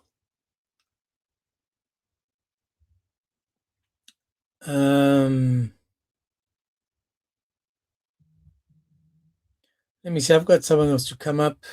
Let me just. How are you, sir? Elijah? I'm good, mate. How are you? I'm very well. Are you a Shia? Mm-hmm. Okay, so what do you think about I mean you guys have your own set of sick hadiths, but that's different. What do you think about the Sunni hadiths? Don't like them. They're weird. The best thing about the Sunni hadith is that if it says Sahih, right, they cannot deny it or it takes them out of Islam. The best part about my hadith is that there is no such thing as Sahih. There is no Sahih al-Kafi. So hang on. So right? all I of can your deny my all of your hadiths are true then, correct? No. Oh, okay. So how do you know which hadiths of yours are true or not? We use a process called Ilm al-Rijal. Okay, but so that's also a grading, correct? No, it's not a grading. We use our own what would be considered hadith science, but Ilm al-Rijal is you go through the chain and you go through what we call ruling out. Once you can do all those, you can assume that a hadith is correct. Alrighty. So if I look at this hadith that we have now, when we have these big scholars, I mean, Sheikh Asim is someone that gets, if I'm not mistaken, it's like either 10, I might be mixing him with the Islam Q&A, but he gets like millions and millions of views a day. And he's teaching that it's okay, and he would give away a 6-month-old. What do you say to that? Sheikh Hasim? Are you talking about Sheikh? This Are guy, you talking about Sheikh Asim al-Hakim? You saw what? This guy, Sheikh Asim. Isn't his name Sheikh Asim? Oh yeah. No, he's just weird in my opinion. And to be honest, I think not even outside of Shia Islam for the Sunnis, I think he's just a scammer, to be honest. Right? Everything he does is made to make money. Right? He doesn't, in my opinion, even for Sunnis, he doesn't even care about the religion. Everything he does is simply to benefit. He charges $110 for 30 minutes of conversation. I mean, Exactly. that's not bad. Scholars don't do that. Like proper scholars don't do that. No, I don't do that. I don't do that. Khomeini, if I want a time from Khomeini when he was alive, I would just need to get in front of him. I wouldn't need to pay for his time. If I saw him, I could ask him a question and he would answer. I didn't need to pay for his time. Just because he was a world leader, it was hard to get in front of him. Mm-hmm. But so tell me some of the hadiths that you have in your religion, that in your Shia, because you guys have, you guys can still do muttaq, right? Yeah, muttaq's not an issue though, in my opinion. I've never had an issue with it. I've done it myself. I don't believe there's an issue with muttaq. Okay, so how much did you pay? How much did I pay? Yeah. I got her a Kalashnikov, so I didn't pay any money. You got a Kalashnikov. So for those that don't know, he's literally saying that he did dingy with a woman, and he gave her a Kalashnikov, which is a I actually weapon. didn't when sorry man, I didn't do it when we did the mutta marriage. We did it after we officially got married. So hang on, did you do mutta with her first and then marry her? So what do you think mutta is? It's prostitution, just to make it simple. It's not. But yes, we did mutta and then we got married. So how many others did mutta with her before you married her? None. So why did you do it first and then marry her, and not marry her first and then do it? Because we were long distance. So that's why. What you posted it? Well, what are you talking about? I know, you're saying long distance. You must have met her, and then eventually you realized that, this is the woman to marry. We did the mutta because we were long distance. In Islam, you cannot. In Islam, so explain that to me. What is mutta to you? What is the action in mutta? So mutta means temporary marriage, and the exact word from mutta means enjoyment. Yeah. Right. The issue here is that within our hadiths, or even within the scholars, they have all made the same rules, and those rules are that you cannot do mutta purely for sexual purposes, which already takes it from the fact that people think it's prostitution. Right? If you could do it because you wanted sex only, then yes, you could definitely call it prostitution. But because hadiths and all the scholars and basically everything in our religion says you cannot do it for sexual purposes only, then it cannot be considered prostitution. It's mainly to temporary marriage. It's mainly for 3 reasons, right? The main reasons is that people don't know if they will actually be able to come into a marriage, so they try it out, right? So when you say try it out, try what out? They try out marriage. When you say marriage, what does that mean? Is that including the dingy dingy? Yeah, it can be. Okay, Right? so It's not always the case, but it can happen, yes. okay, so when you met your girl, did you try her first to see if it fit, and then you go, oh, let's marry? Yeah, we did Mutta first to see if we could, and it was long distance, obviously. And then when we met in person, we were like, okay. Okay, so when you read the Quran, it says such.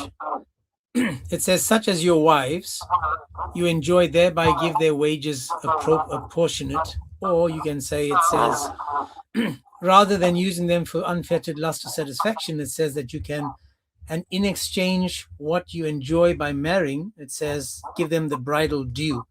So this is saying that you can have short-term marriages, enjoy them, and then leave the woman afterwards, correct? Okay, yeah, Mutta. Okay, so how long were you doing Mutta first before you divorced her, and then did you divorce her and then remarry her? It's not divorce. Okay. Because it's a contract. So if the contract goes up, then it's not. So when you say not a contract, did you divorce. actually sign something, or is it just a verbal contract? It's a word that has witnesses. We needed witnesses for it. But yes, verbal. Okay. So you guys don't do hotel marriages like Ali Dawa and those boys? Bro, listen, that's what they accuse us of doing. But we go through the proper steps. Okay. So you still married? Right now. Yeah, no, I'm not married anymore, no. So how long did that last for? A couple months, why? But that's a temporary marriage, man. Come on, man. That's temporary marriage. That's exactly the definition of mutta. It's a temporary marriage. What are you talking about? We were mutta married for a year. Then we got actual married. Yeah, so you were basically living in sin for 1 year, right? No. What did I do that was sinful? Well, were you sleeping with her? No. It was long distance. She lives in Syria. I live in Canada. Okay, so you didn't actually do the dingy dingy. No. Okay. Okay, man, I'm just, I mean, you guys also have a thing called tying, correct? Because that's what the Ayatollah Khomeini said, that you can tie I don't a follow baby. Khomeini, so it doesn't have anything to do with me. You don't follow him? No. But isn't that one of the rulings that he made, that you can actually do tying with the dog? I don't know if Khomeini said it, but I definitely know Sistani said it. Yeah, do you know what tying is? Yeah, something to do with using a kid. Well, I don't follow either of them. They're both weird, in my opinion. for those that don't know, I'll do this. I'll show you guys what tying is, as according to the rulings of Islam. And then just I mean, because again, for those that don't know, now you know. So you guys can see that we bring, this is a fatwa that was ordered. Why isn't it working? Take your time. No, I'm here till about 11:30. That's about an hour. Take your time. No worries, but we just enjoying hadiths today. So this is no. Oh, there we go. That worked. Let me share the screen. Now the word in the Arabic is let me see. It's called mufathaka or something. Yeah, mufakatha. So let me just show you guys. For those that don't know, this is about tying. If you don't know what tying is, this is allowed. And it says, all perfect. This is from islamweb.net. All perfect praise to Allah, the Lord of the worlds. I testify. It goes on and says, this is the question. It says, can you explain to me a thing called tying? Then the guy says, the term mufakatha means to have foreplay with the wife in between her thighs. In between her thighs. Now, those guys that don't understand, the Ayatollah Khomeini said that you can take a 1-day-old baby. I'm going to mute you, my brother, because I've got echo feedback from you. Sorry about that. So he's saying you can take a 1-day-old baby and you can put it between the thighs and use it. You can use lubrication if you want. So it says, means to have foreplay with your wife. Now remember, we just saw a video where the guy said you can marry her even if she's 1 day old. Now we know from Islam, so far what we've seen from the Sunni, if it fits, push it in. If it doesn't fit, wait and try again later. So the foreplay is with the wife between the thighs. And he's reporting one narration that when the Prophet, now Muhammad is mentioned, wanted to enjoy one of his wives who couldn't put it in, now they're saying who was in menstruation, he would put a piece of cloth over her vijayjay. He would cover the vijayjay and he would thigh her. And then it says if he wanted to enjoy, to mean having all permissible foreplay, but avoiding the vijayjay or the big brown eye, then he can put it between her thighs. So basically now, when it says in Surah 2:222 and 223, plow your woman like a field, and she's on her menses, then you can do things like this. Things like this because you just, the man in Islam can't control himself. Instead of just saying, I'll go to one of my other wives, or I'll just, abstain. He's so desperate to get the action going that he's willing to use her thighs. Now, again, I didn't say it. I just read it. So TikTok is not me. Don't drop me again. All I'm saying is that this is a fatwa. This is from islamweb.net. Fatwa 92051 that is allowing you to do the thighing with children. Children. Ayatollah Khomeini said, children, babies. He said even a 1 day old.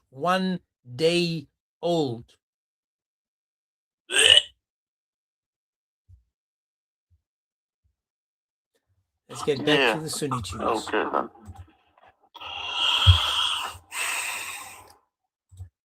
What was the main thing? Yeah. So back to it, anyways.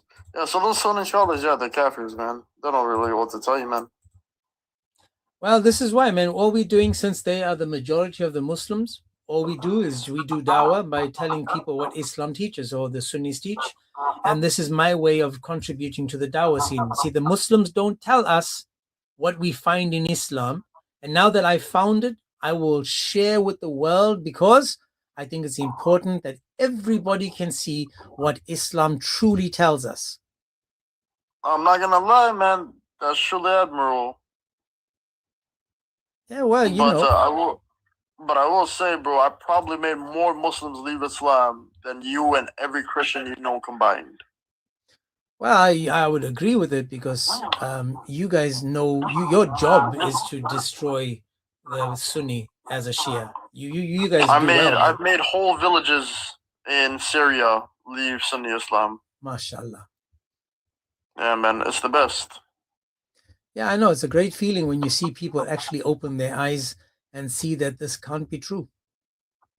There's no way that Islam can be true just based on what we see. Sunni Islam was made for men by men. As simply as that. I would agree with you. There's no what do they call it? There's no you're not giving up anything to be a Sunni Muslim. Right? You become a Sunni Muslim, you get 4 wives. Right? In heaven you can drink as much alcohol as you want. Right? You don't need to pray. You don't need to be good. You could grape 1 million women and you're not going to hell. That's Sunni Islam. Right? You don't give up anything. Because in the end of the day, to be a Sunni Muslim, you go to heaven automatically. Right?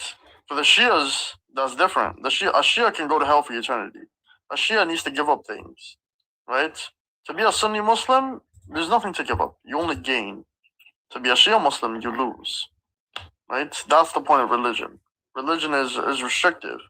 Right? Because you gain in heaven. Well, right? I believe that Shia Islam, Sunni Islam is all about the flesh. Everything about that religion is all about doing some kind of thing, something with the flesh. Dingy with the flesh. Exactly. It's all about this world. They don't care about the hereafter. So let me get back to the next video. Let me get back to the next one. Elijah, my man, I'm going to let you go because I just want to see, you know, if there's a Shia that wants to join, let the Shia join. I mean, the Sunni, because again, this is for them. You've done a good job. You've made villagers leave the religion. All I want to do is just play some videos and see. Right now, I'm going to show you guys a new video, a different video. In this video that I'm about to show you, the craziness is that, Carol, not sure if you want to come up or whether you just tap the screen. I will move you, and if you want to come up, you're more than welcome to. So now in this video that I'm about to show you, this is now talking about the privilege of having a second wife. I want you guys to see how in Islam, how these Muslims, again, we just said Islam is a religion for man, by man. I want you guys to listen how they treat their wives, how it works. So I'm gonna let the entire video play. It's about 3 minutes, which will give me a chance to refresh get more water. So enjoy. And we're proud of that. That's right. We're proud of that. That's what this guy says. But this guy and I had a big argument in Leicester Square, and I will do everything I can to expose this dude. The way I was, the way they treated me there, all him and his boys, man, cowards. But listen to him now, guys. This is called The Deception of the Dawah Brothers, the secret second wife in Islam. Enjoy. Doesn't need to know. There is nowhere in Islam that says that your first wife has to know. Allah doesn't like cowards. Most of the big names of da'wah have at least done polygamy once. The du'at, I would say it's about 85%. The women who take it the best are the revert sisters. It even reaches 50%. Are you a coward? Men have to do it hidden because the woman cannot deal with it. Yeah. And I do not blame the men, because you need to understand something. And I'll give you an example before sisters come and say, listen very carefully.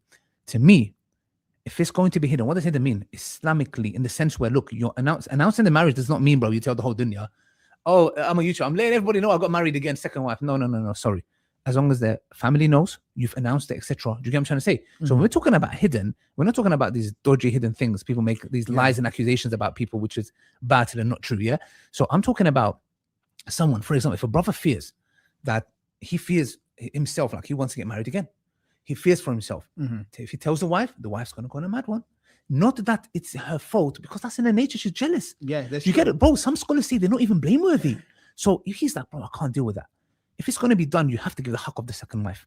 There is not that, like, unless she forgoes or rights, unless she says, no, I'm a doctor, I work, the only days I have is this, and I would like a husband who I can spend time with, whatever, etc. Or 2 days.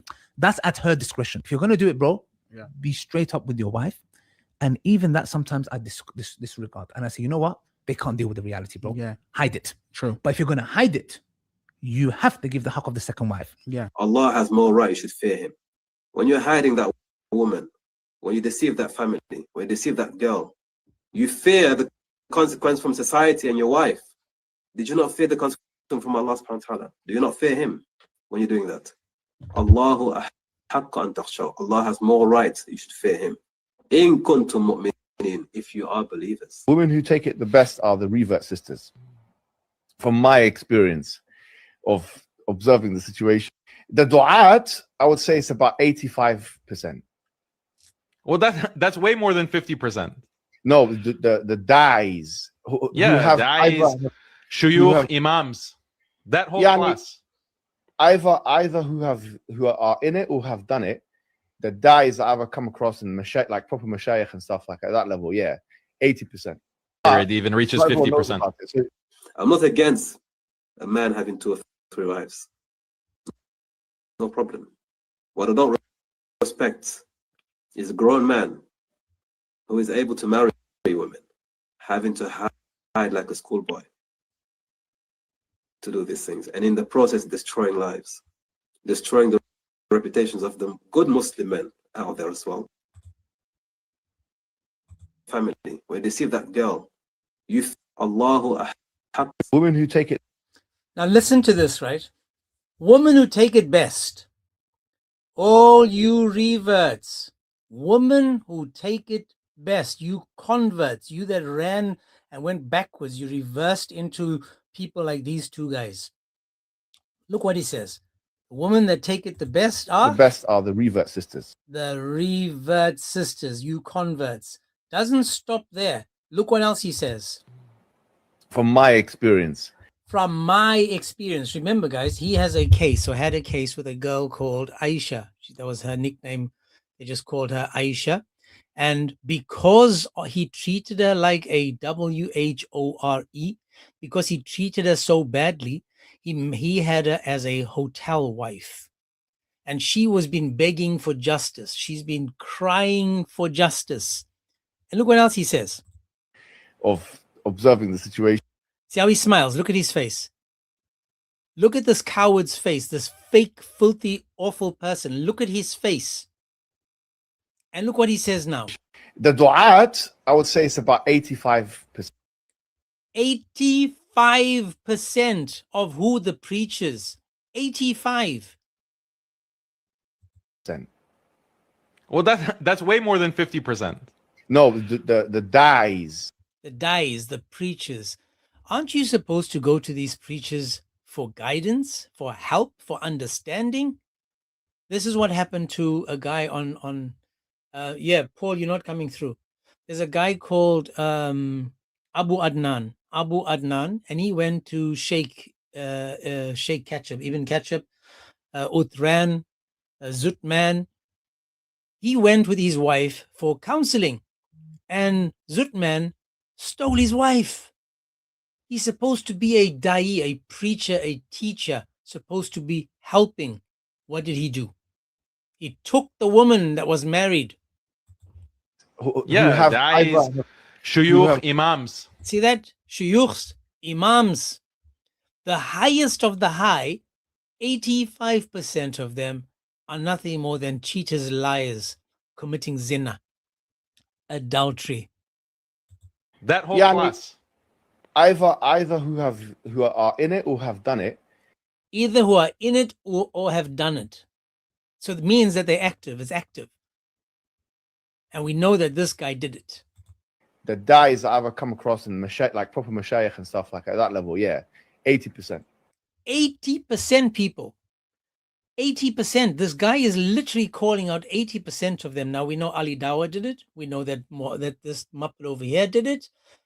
But they're just rubbing it off like it's nothing. Nothing. It means nothing. It even reaches 50%. I'm not against.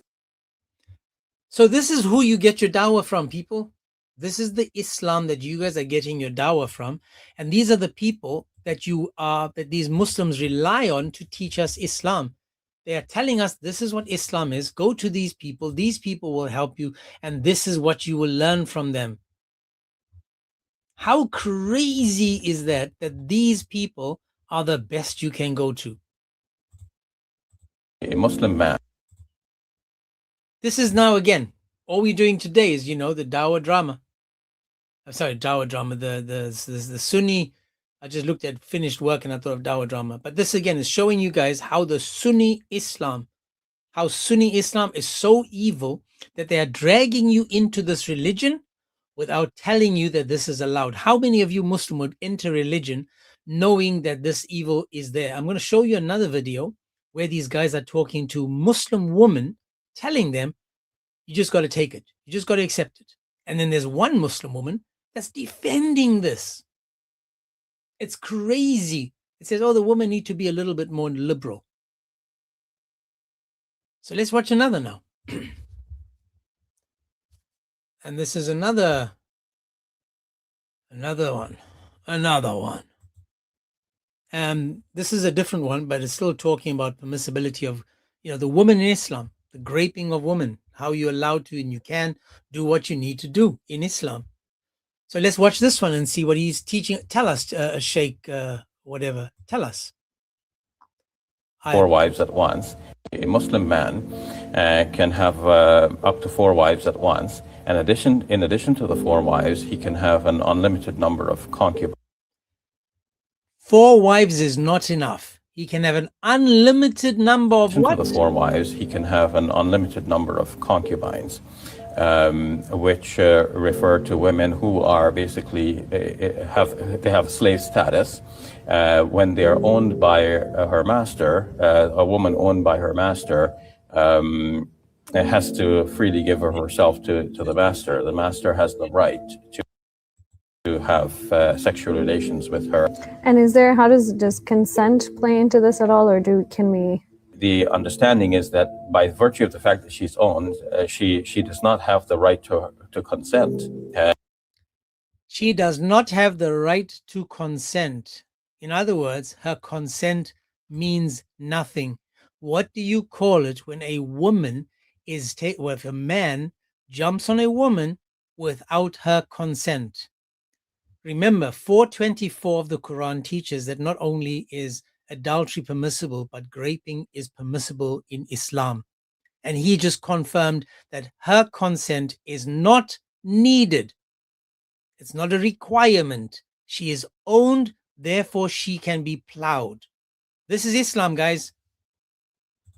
Or to withhold herself from her master. The master has the full right over her, and her consent does not play anything in this relationship. Now imagine being the girl on the other side. Apparently, I think it's his daughter. So it's his daughter questioning him in this Sheikh guy. I think it's his daughter. But imagine sitting there listening to someone say, your consent is not needed. So if, for example, some group of people go and take his wife or take his family, he's saying to his daughter, well, there's nothing you can do about it. Your consent is not needed. This is, again, Islam. Paul, Yes, God bless yes, you. That's her. God bless you too. That's his daughter. I think that's his God bless daughter, you. yeah. Finish word. Yes. The unbelievable thing, and I said this in our group chat, that Muslims are zombies. Like, she literally can't process this through, so she's acting like a zombie, like this is completely fine. Like, I don't understand how people can receive this information and not react. Yeah, because she doesn't react. She literally sits there like an absolute muppet. No reaction needed. Nothing. It's like, oh, okay. Oh, that's cool. There's no problem, is there? Dude, I came up to tell you this yesterday. I was on Caliph, like Kay, our Coptic brother. Yeah. I was on his live, and I never had so many PDFs come up and admit they are PDFs in one live, in one session, in such a short time. 2 adult males and 1 female, completely okay with PDF, like 100%. Wow. So who do you blame? Yeah, Destroyer. I think you just played the clip from Destroyer from that live. Yeah, but who? Oh, did you? Was I on the panel? Yeah, the lady with the red flag. Yeah. Okay. Yeah, I play that at the beginning. But yeah, exactly. So again, notice how you're taking a young woman's brain and stop it from braining. Why would you? James. Yeah, sorry, bro. Go ahead. You want to play a quick clip from the guy that Sheikh Uthman stole his wife? I got him pulled up on one of Robert's videos. Sheikh what? Say again. Am I coming through okay? Yeah, no, I missed what you said. Oh, I got the video of that guy who Uthman stole his wife. Yeah, Zutman and Abu Adnan. Yeah, you want to play it? Actually, I can find it. You tell me where you found it so I can have it on YouTube as well. I mean, there's like 140 people on YouTube. It's on my video on my. I'll put it on in a minute. You have to scroll down pretty far. Yeah, I'll put it on in a minute, and I'll scroll down so we put it on the screen. So I will get there. I just want to show you I'll guys. send it to your DM. Do me a favor. Send it to. Hang on a second. Send it to James, and then not 00, but 00, like O for orange. The backup with the suit on, right? The backup standing in front of the Kaaba. So it's James 00.7, not 00, but 00. Yes, Senate. Thank you, sir. Beautiful. So now I'm going to show you guys, again, talking about Islam, marriage, and I want you guys to see what, how these Muslim women accept, I was going to say take it, but only the reverts, the converts take it well. Listen to what these people are saying now, right? Again, the guy is saying that there is no problem for what? Chubby bunny, for what? Islamically, there is no problem in a man getting married to another woman in Islam without the first wife's knowledge. So we'll stop there. The topic is that a woman, that a man doesn't have to tell his wife. There shouldn't be any problem with a man marrying a second wife without the knowledge of the first wife. Welcome to Islam. Say it again, please, sir. Islamically, there is no problem in a man getting married to another woman in Islam without the first wife's knowledge. However, the question is, and there's no khilaf in this. There's actually, I've not seen one solitary difference of opinion in any of the 14 generations of Islam. It's not there. Any scholar saying that no, a woman needs to know, she needs to tell her, doesn't exist. Yeah, that's it. Having said that, do I recommend it? No, I don't recommend it in general. No, but there are ways that women can implement no, Sister Amira, I'll ask you a question. where a husband cannot marry a second wife if he agrees and signs on the day of the nikah. He cannot then go and get a secret wife. That's the Hanbali method. But if somebody doesn't believe that, it's battle. He doesn't even acknowledge it. Yeah? Why are men even choosing to make it secret? Now, listen to the question. Why are men choosing to make the marriage secret? This is a secret wife. This is a wife that you marry without the knowledge, without the wife's knowledge. Yeah, Paul. I gotta say, I need anyone with 2 brain cells to tell me how is this not cheating. Well, that's exactly. Watch what the woman, the reaction of I the got woman. 2 words for you. Allahu Alam. But listen to the reaction of the woman, especially the one that was very loud now, right? Because she's got an opinion. You don't mess with me now. Come on, she could roll up her sleeves now. She's showing some skin. He said, no need to. He's saying what he's going to explain the reason why. Tell us, oh wise one, why? And the whole reason is because they are scared of the consequences. Not seeing their kids, being kicked out, being blackmailed. These are major sins, by the way. Not showing your kids. I know brothers who have been divorced and not seeing their kids because they wanted to get second wives. This is dhulm. On the day of judgment, are you mad? Something he did halal, understand, it's emotional, you're upset. You are stopping him from seeing his kids. You are now going to the law. Bro, we had brothers here, we had fathers here, accused of pedophilia with their kids because of a bitter wife. Of course, there are women out here who do abuse the state backing in regards to the children, which I'm completely in disagreement with. For me, I agree polygamy is permissible. A man doesn't need to, I can't go away from Islam. He doesn't need to tell me, okay? But aside from Islam, I think my integrity, my dignity, my who I am as a person, I would think it's so disrespectful for my husband to go and marry somebody else secretly without giving me the knowledge. What about openly? Without no. So now the cognitive dissonance. James, sorry to jump in. The cognitive dissonance is unbelievable. She can recognize, in one sense, that she's a person. She recognizes that she is an actual human being that has dignity, has value, but she doesn't recognize that Islam suppresses that and actually persecute the idea of women being of equal rights, dignity, and personhood. These are not granted for women in Islam. The cognitive dissonance is phenomenal. So let's just continue now. So notice now how the men are waiting to pounce on her now. The men are waiting. I mean, these are like, vipers. Okay, wait. Say again? No. So disrespectful. I'm sorry. Paul, you say something?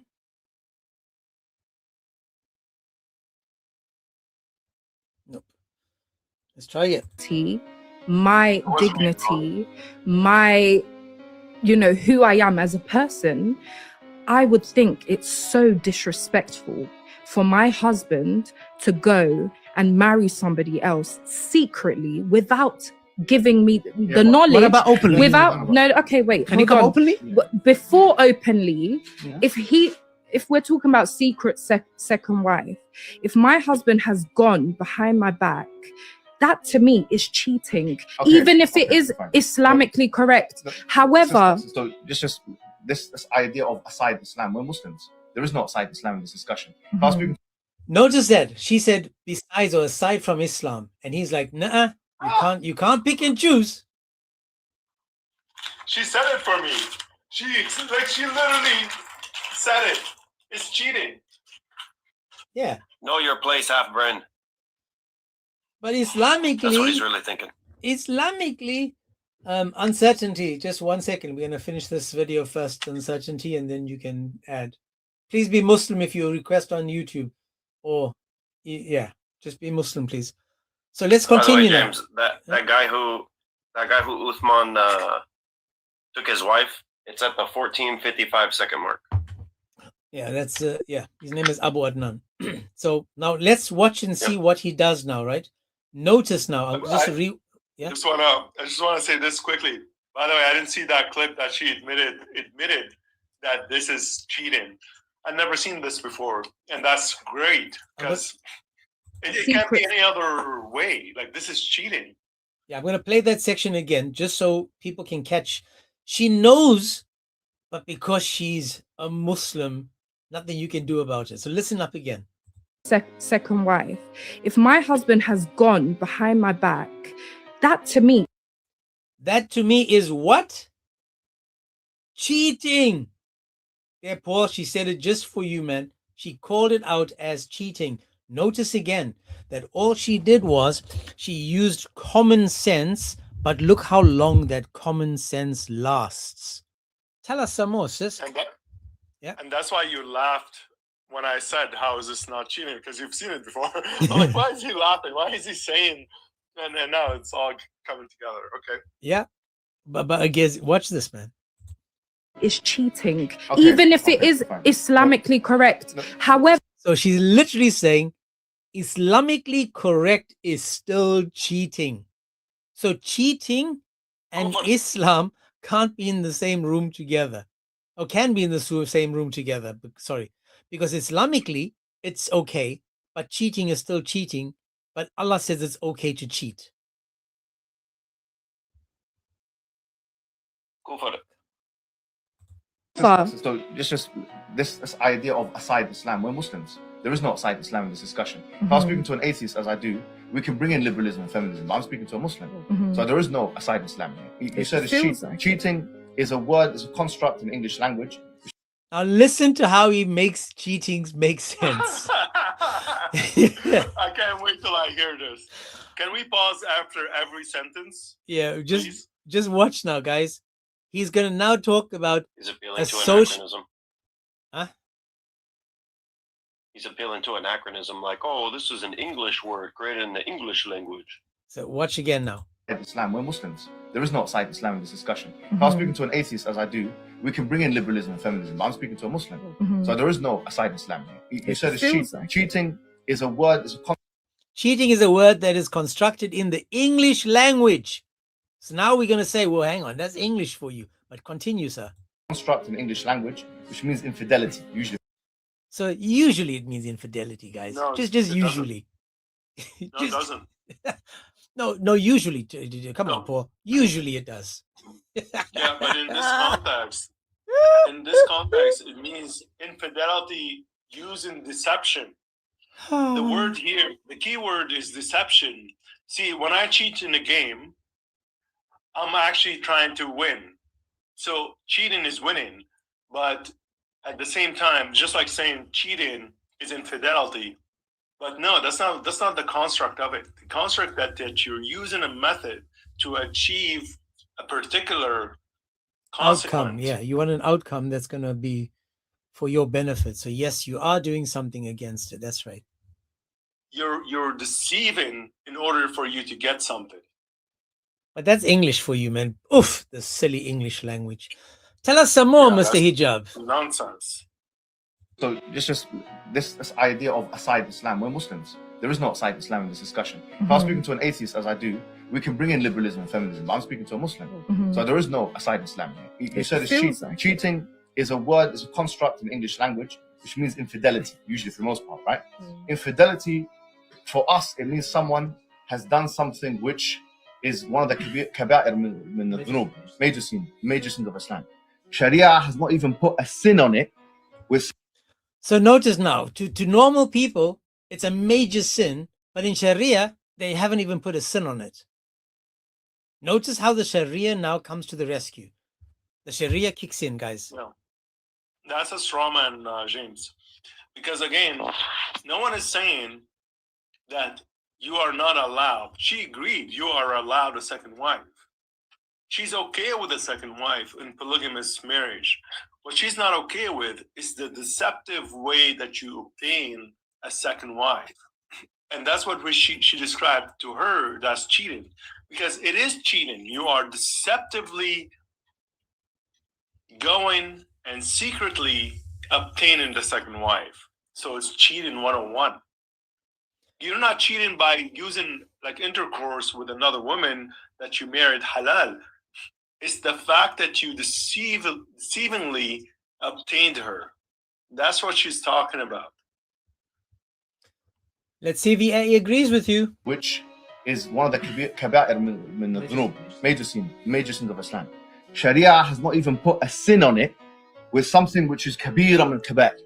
Which means now you're going back to the true religion, which I'm now expected as a Muslim man to follow. It's not the religion of al-Islam, it's the religion of woman's feelings. So notice now, it's just a woman's feelings. It's a woman's fault. It's like you guys misunderstood the word. Come on, man. Sharia says there's nothing wrong with it, but your feelings. We don't follow the woman's feelings. We follow the Sharia. Sharia says this is not a sin. There's no problem with it. So what should we do? Follow the feelings of a woman? How dare you say that? I'm not going to follow that religion. With respect to you, I'm not going to do prostration to the collective hormonal and emotional status of men or women or children or anybody else. I'm not going to do this. So I'm saying now we go back to the book and the Sunnah.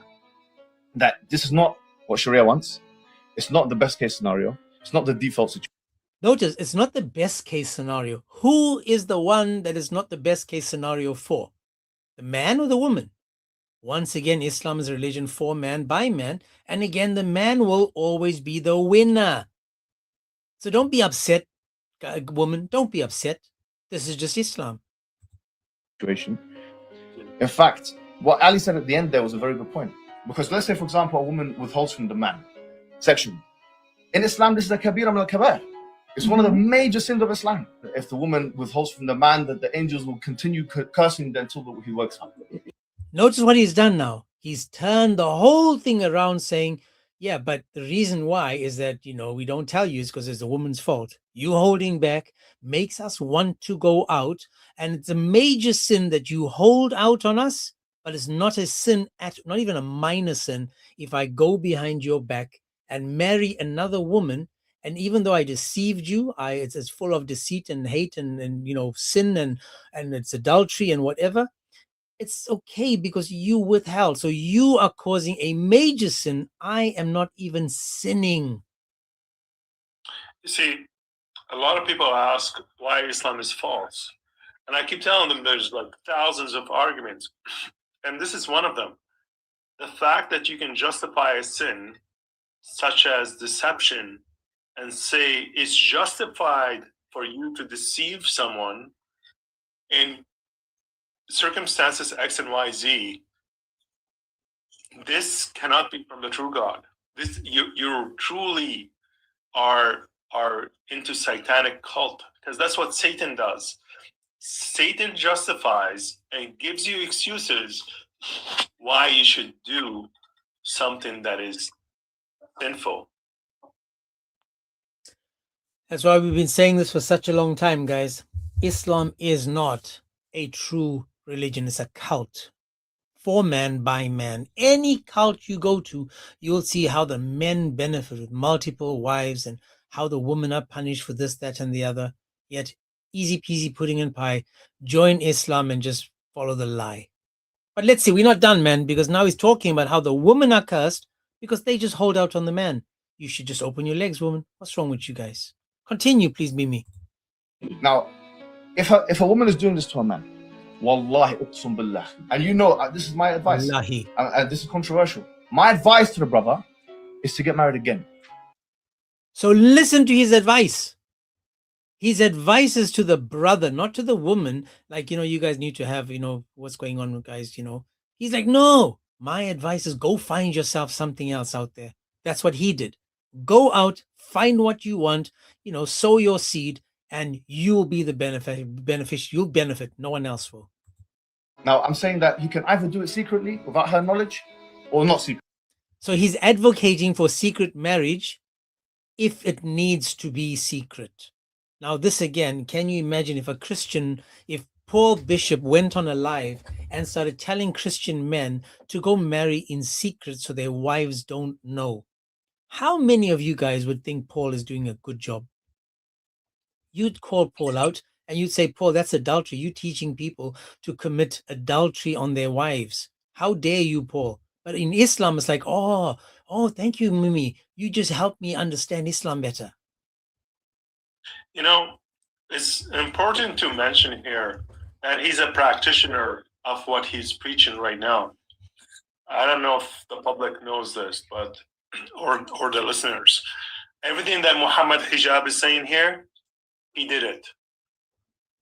Yeah, I mentioned it earlier with his girl, his wife. Not to mention everything that he's saying here is. Sorry, James. No, go on.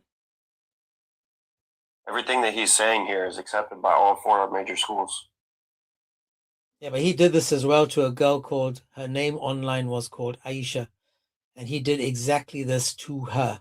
Met her in hotels. And eventually you'll see another video I'm going to show you where he says that he gives them the ultimatum. You either accept it, that you are only a hotel wife and nothing more, or you can, move away. You can leave. Or I will divorce. He says, and then I will divorce her. So he does that. He divorces them.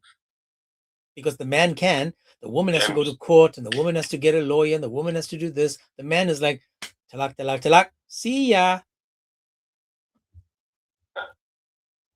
Did you know that woman Aisha came on David Wood's live? I think I saw that, and David was talking to her, and then it had even more backlash with the Dawa boys. And then her team, there's a guy, I forget the names, man, but there was actually a guy that's been supporting her, called it out because he was playing those videos at the time. But this was in 2023 and 2024. So let's just see what else you're going to teach us today, Mimi. If he knows that she would withhold the kids from him, use the state, then do it without her knowledge. But I believe that's a form of abuse when a woman is withholding just because she wants to withhold. If your husband came to you man enough and said to you he wants a second wife, at least then it's not secret. Sister, I knew one about second. It's again a bit selfish because you're like, I just want to know about it. Okay, you know about it. Are you going to notice that he says you are being selfish because you want to know about it? Listen again. He said that's selfish. But I believe that's a form of abuse when a woman is withholding just because she wants to withhold. If your husband came to you man enough and said to you he wants a second wife, at least then it's not secret. Sister, I knew one about second. It's again a bit selfish because you're like, it's again a bit selfish. I just want to know about it. How? I mean, come on, man. I just want to know if you me. That's so selfish. How dare you want to know if I have a second wife? What is wrong with you, Aisha? How dare you want to know whether I have a second wife or not? Look at his face. Look at this absolute numpty. He's saying, I think it's selfish that you want to know. How dare you, man? James, is that when it came to the whole Aisha Muhammad hijab thing, Ali Dawa got on the whole entire live stream and was saying basically to expose him, and then got caught doing the exact same thing just a few weeks or months later. Yep. That's why there's another video where he's in London, in Leicester Square, and a guy comes up and goes, "Aren't you the guy that was doing muta?" And he gets caught out on that. But let's continue. I just want to know about it. Okay, you know about it. What are you gonna do? Are you gonna say to me, yeah, you can? Thank you. Your face is No. We will talk about it. I think that's what we need to do. Like when you're a married couple, every problem you have, you discuss it. So this is, again, for us as women, it's a problem, and for him it's a problem. So if we sit down and we talk about it, and I take my selfish needs out of it, i.e. me wanting him all to myself, I need to understand that. Notice that selfish if you want your husband all to yourself. It is selfish to want your husband all to yourself. How dare you? There's more, like that's how Allah has made them, and Allah has opened up to 4 wives for them. So I need to sit down and I need to really think about how this is going to affect him. Now pay attention, guys. This Aisha over here is saying, how is it going to affect him? Me being like this, how is that going to affect him? Listen again. To myself, I need to understand that there's more, like that's how Allah has made them. So Allah has made them. Now, this is only for the Muslim men. Allah has made them open for 5 wives. You know, in other words, they got the stamina. Sorry, Paul. Sorry, finished works. You guys are not made like Muslims. Tell us some more, sis. Allah has opened up to 4 wives for them. So I need to sit down and I need to. So look what she has to do now. Look what she has to do. She has to think about Allah, the man, and she says, I need to sit down and I need to really think about it. Why? What are you going to think about, sis? Really think about how this is going to affect him by you saying no to him. You can't have more than 1 wife, 2 wives, 3 wives, 4 wives. How is that going to affect him? Tell us some more, man. You seem to be smart. You half brain. Affect him. It could lead him into doing zina. It could lead. So now the man again in Islam can't control himself with 1 wife. He will go out and commit zina because you said as a woman that he's not allowed to have more than 1 wife. Notice again, she's taking on the blame. She's blaming herself and all women because the man himself can't control himself.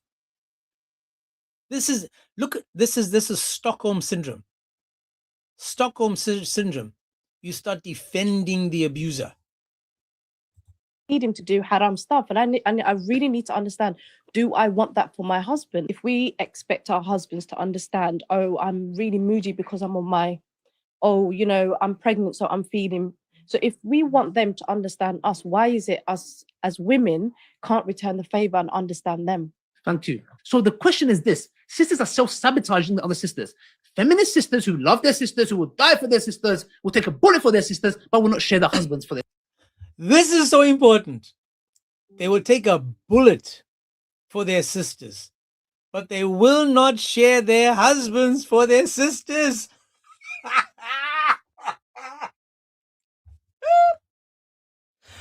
Oh my God, I'm gonna have to rewind that because that is.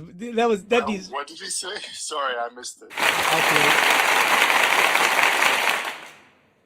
Okay, so watch this. Listen carefully, Paul, because this is profound. This is the knowledge of Islam. I'm pregnant, so I'm feeding.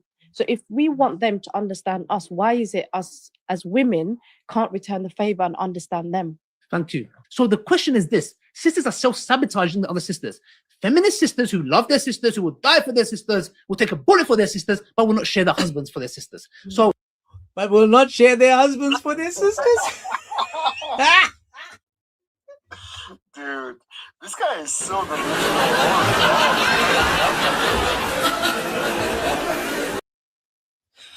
Oh, I'm sorry, man. I had to do that. He's an absolute idiot. The sisters, man, they take a bullet for each other, but they don't want to share their hubbies. What's wrong with these sisters, man? Crazy.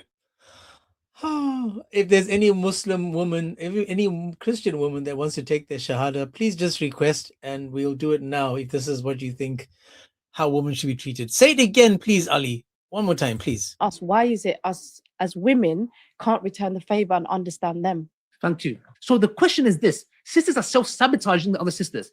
Feminist sisters who love their sisters, who will die for their sisters, will take a bullet for their sisters, but will not share their husbands for their sisters. So the point is this, let me be real, yeah? If you got a good husband. Look at their faces, man. Even they laughing because they can see that this numpty doesn't understand much. It's like there's a big difference between taking a bullet and taking a bullet. By the way, I'm not talking about these guys who don't pray, jahil clowns, yeah? Who don't pray, who oppress their wives. A good man who practices, who fears Allah, who's good to his wife, takes care of his wife. He comes and he says, I want a second wife. All hell breaks loose. And then we blame this man. Yeah, but why are you keeping it secret? What else should he do? But that's where we have to take accountability. What else should he do? And this woman says we should take accountability. That's why we should take accountability. The victim speaks up but defends the oppressor. Wife, all hell breaks loose. And then we blame this man. Yeah, but why are you keeping it secret? What else should he do? But that's where we have to take accountability as women. Like we have to be accountable for our husbands having to lie to us because we can't have that logical conversation with them. So it should be a case by case. But also, as a mother, like I feel like, yes, your husband has his needs and his wants and his desires, and you might not be fulfilling that. But I would expect my husband to put my children before all of that personally. But my dear sister, one sec. Okay, we're gonna go to. But my dear sister, what you said, may Allah bless you, preserve you. Yeah, well, thanks for coming. I understand where you're coming from, 100%. I hear you out. But we are created in a way where we are being attacked with something that is in our body that we cannot help. He cannot help it, people. We are being attacked because we can't help it.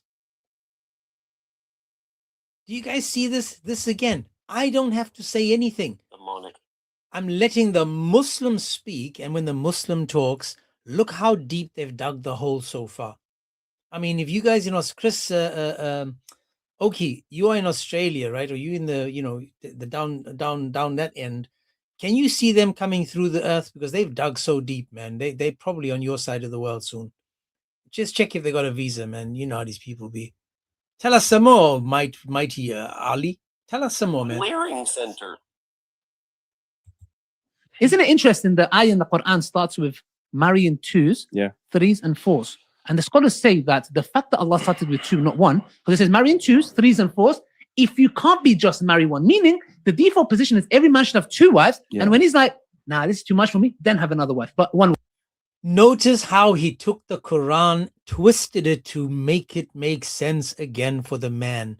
So the Quran doesn't say have one wife, it says two wives as a default. Two wives. Two wives as a default. These people, man, Islam, my word. Choose threes and fours. If you can't be just marry one, meaning the default position is every man should have two wives.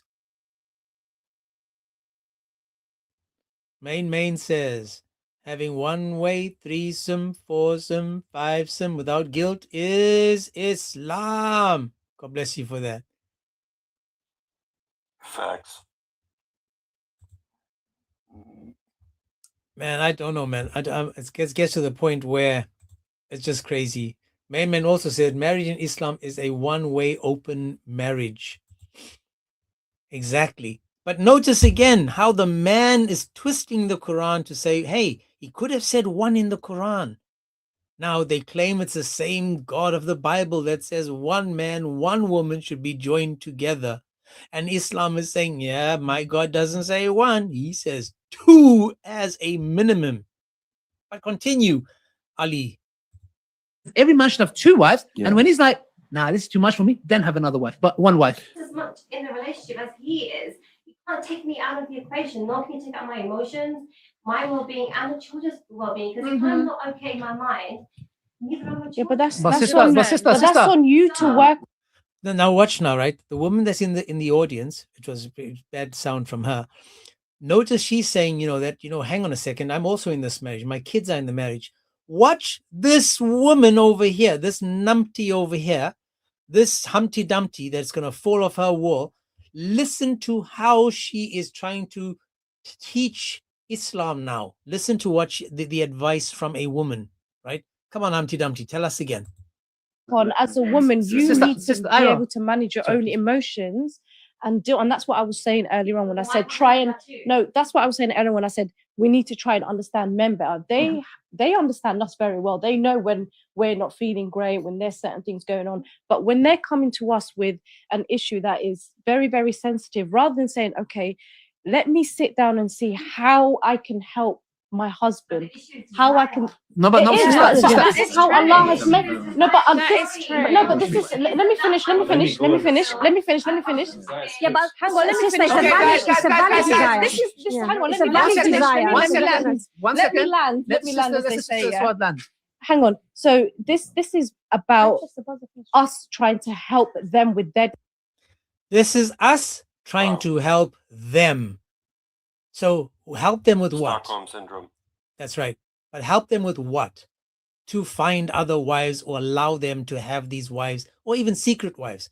Come on, Humpty Dumpty, tell us more. This is something that Allah has ingrained into them. They can't help it. Notice they can't help it. They can't help it. So if these women ever see a man that can help it, I'll give you guys an example, right? So I've got a friend, he's an alcoholic. And many years ago, we went on holiday together. And when we were out on holiday, so he found out that we had all inclusive. So he sat most of the day at the bar. And his daughters, they were with us, and his wife was with us, me and my family, and him and his family. But he was always at the bar. Later, his daughter came to me and gave me a hug and actually said to me, I didn't know that you can drink alcohol and not get drunk.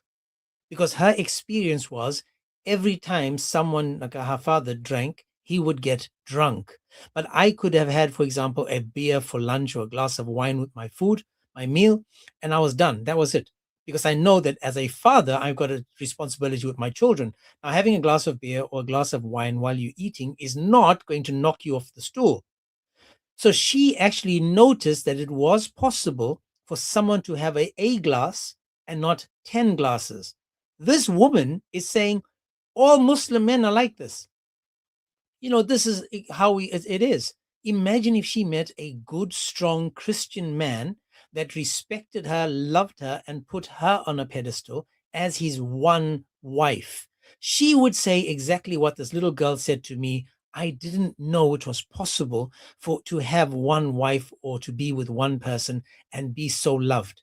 These women put themselves so low on the table, on the grade, that it's shocking that they allow this to happen. Notice how she's saying these men are born like that. They created like that. We just saw a video where the guy said Allah is to blame for anyone that does anything. So whose fault is it now? The man or Allah?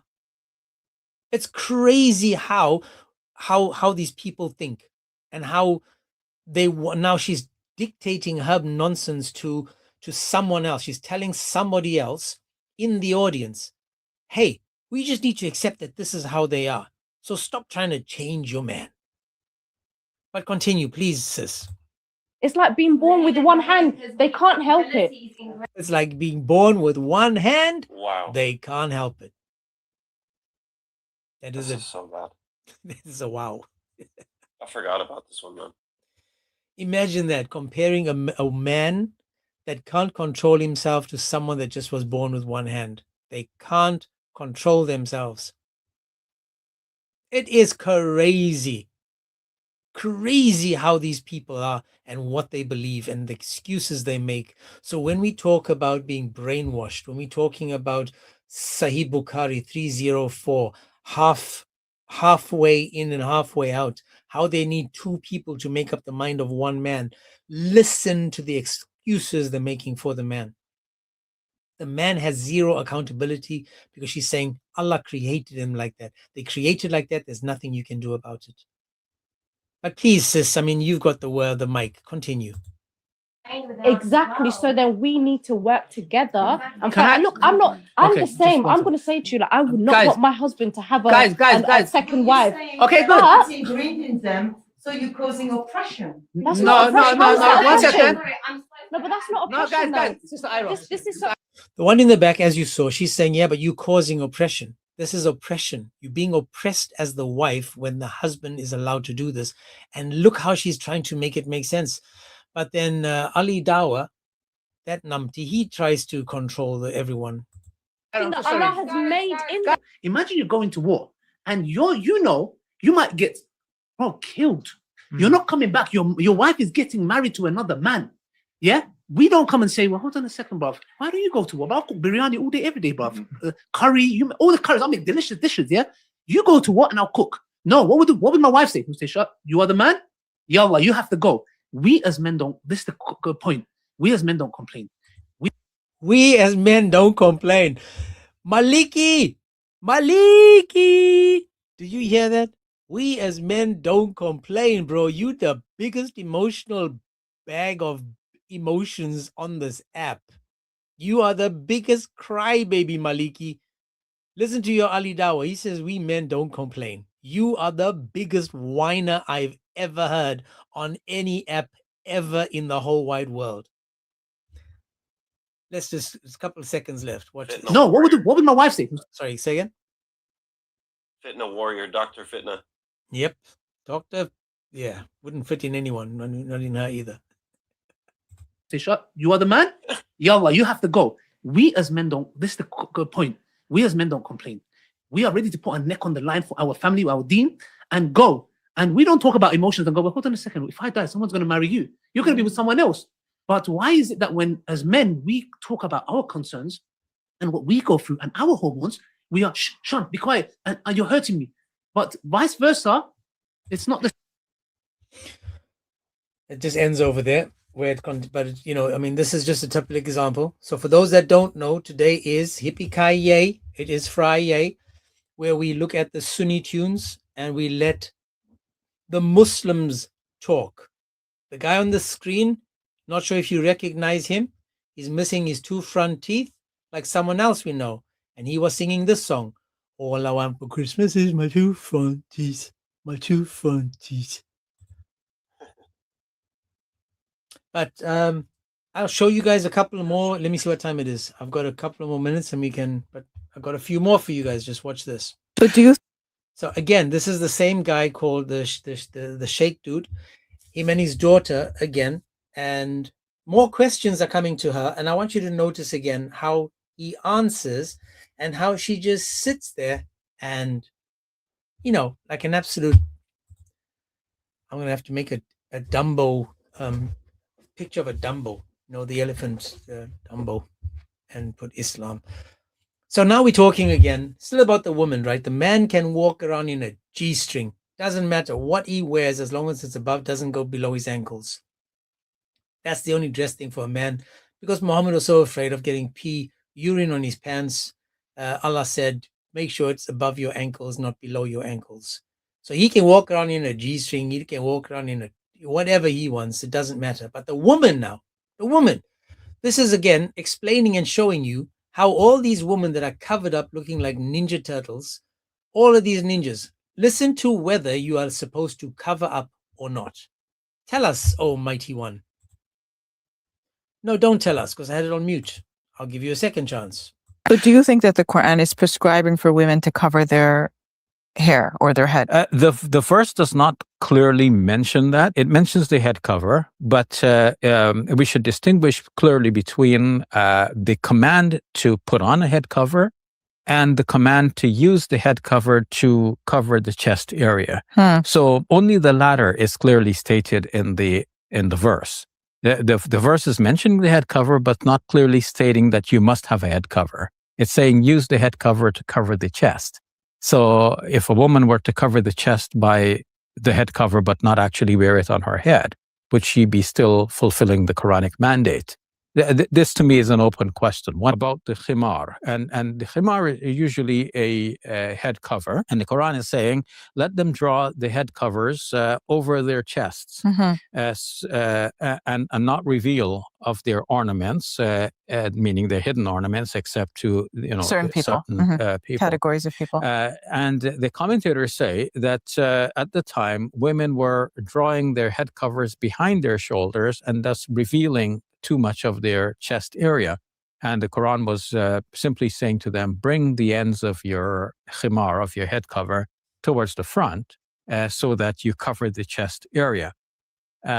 So there's much more to be discussed about this verse, but if we are to conclude on this point, we can say that in a simple way, the Quran is on the one hand endorsing some of the status quo at the time, and at the same time making improvements to what people were already doing. It's not giving like a whole new prescription of these are, the 8 rules that govern a Muslim woman's dress, as we might find in many classical books of Islamic jurisprudence. So next time you guys go home to your wives, you men, ask your wives about the ornaments. I'm kidding. Don't ask. Oh my gosh. Make sure you cover your ornaments, people. Make sure your ornaments are covered, man. Just make sure that they're covered, because you never know, man. Just make sure.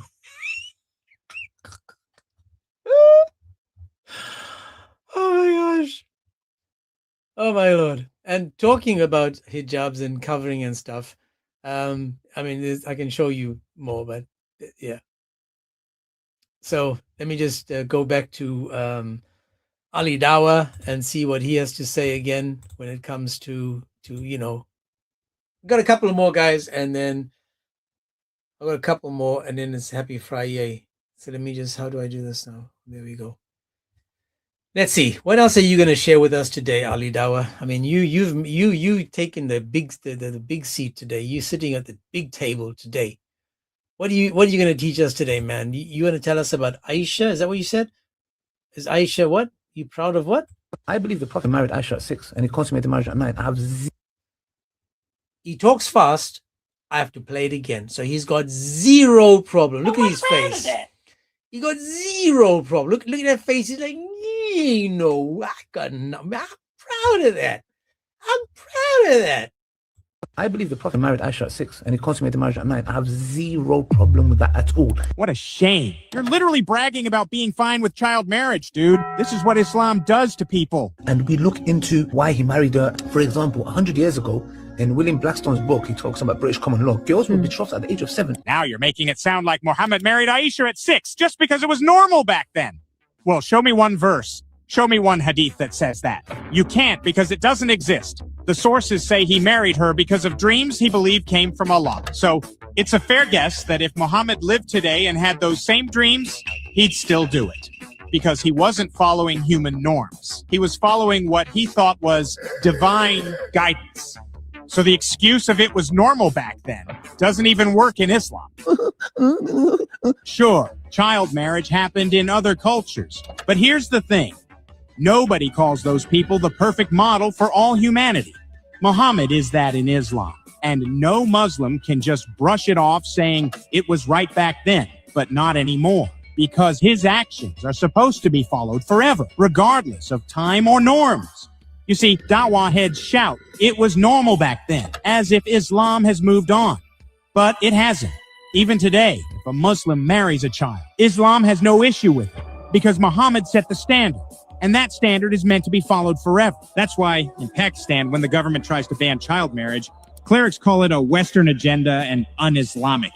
Thanks for watching. These videos take a lot of time to write and edit. If you want to be part of it, you can contribute directly. It means a lot. I believe. That's right. It means a lot to support the brothers and sisters, guys. It does. It does. It does. We for people that like me and the finished work, a lot of the stuff that we do takes a lot of hours to prepare. I now went from 3 hours to 4 hours. I stole an extra hour and then I just work an hour later or do stuff an hour later. I normally want to just a 3-hour live, but my algorithm actually on YouTube gets more views the longer I'm live. So people don't like it if I have shorts. Funny, but true. So if I do a 3-hour or 2-hour, they actually don't like it. And which is crazy because you think that, that would be Dawa would be accepted. I've got a few more videos, guys, just a few more, and then it's you free from me. But let's enjoy just a few more with my brother David Wood, who explains things slightly differently to most people. And you know, he's got this charm about him, and he knows how to make a Muslim leave Islam quite quickly. Now, pay attention to how. Let's just enjoy. These videos aren't too long. Sorry.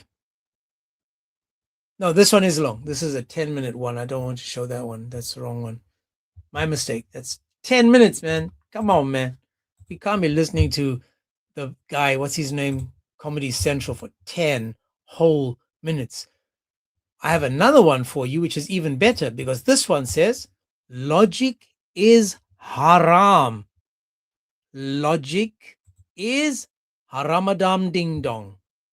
Don't use logic. Please, Sheikh, explain it to us. Can I use logic, sir?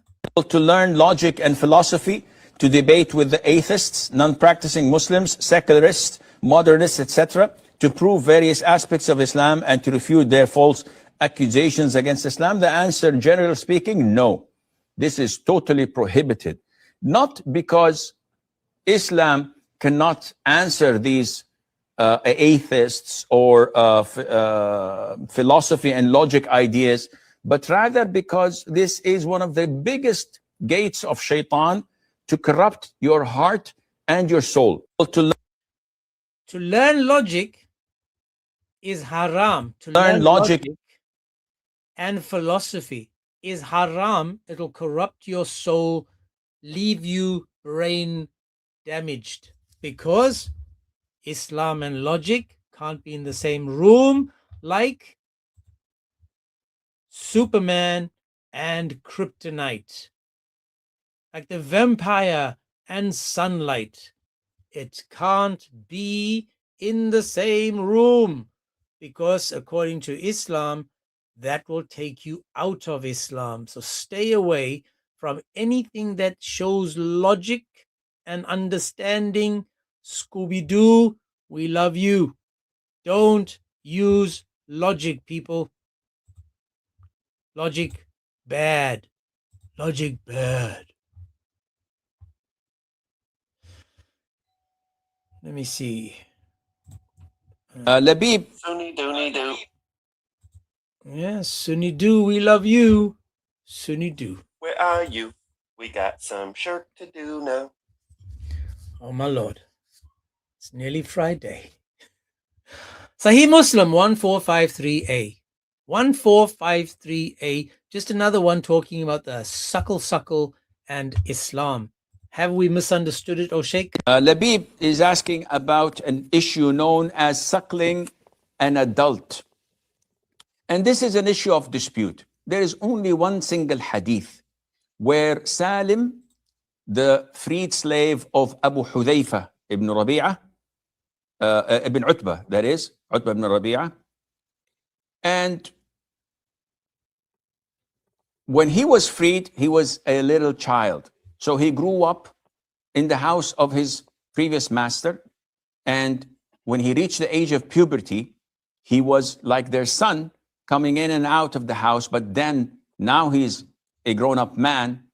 His wife complained to the Prophet ﷺ that Abu Hudhayfa is not at ease when he comes home, that is Salim, when he comes home and sees me in my home attire, not wearing the abaya, not wearing the full hijab, because I'm home.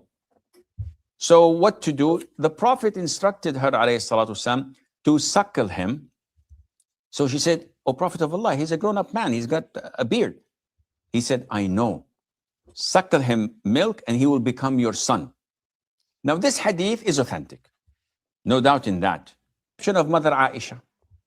So Mother Aisha used to take this hadith, and whenever she wanted to unveil herself among men, she used to order her nieces to do the same thing, to offer the milk to that person and he would become mahram to her because she would be his grandmom. So Aisha used to use other people to get suckled, to suckle her nieces. She's like, hey, nieces, come over, so that they could breastfeed other men. Imagine that, people. Imagine that.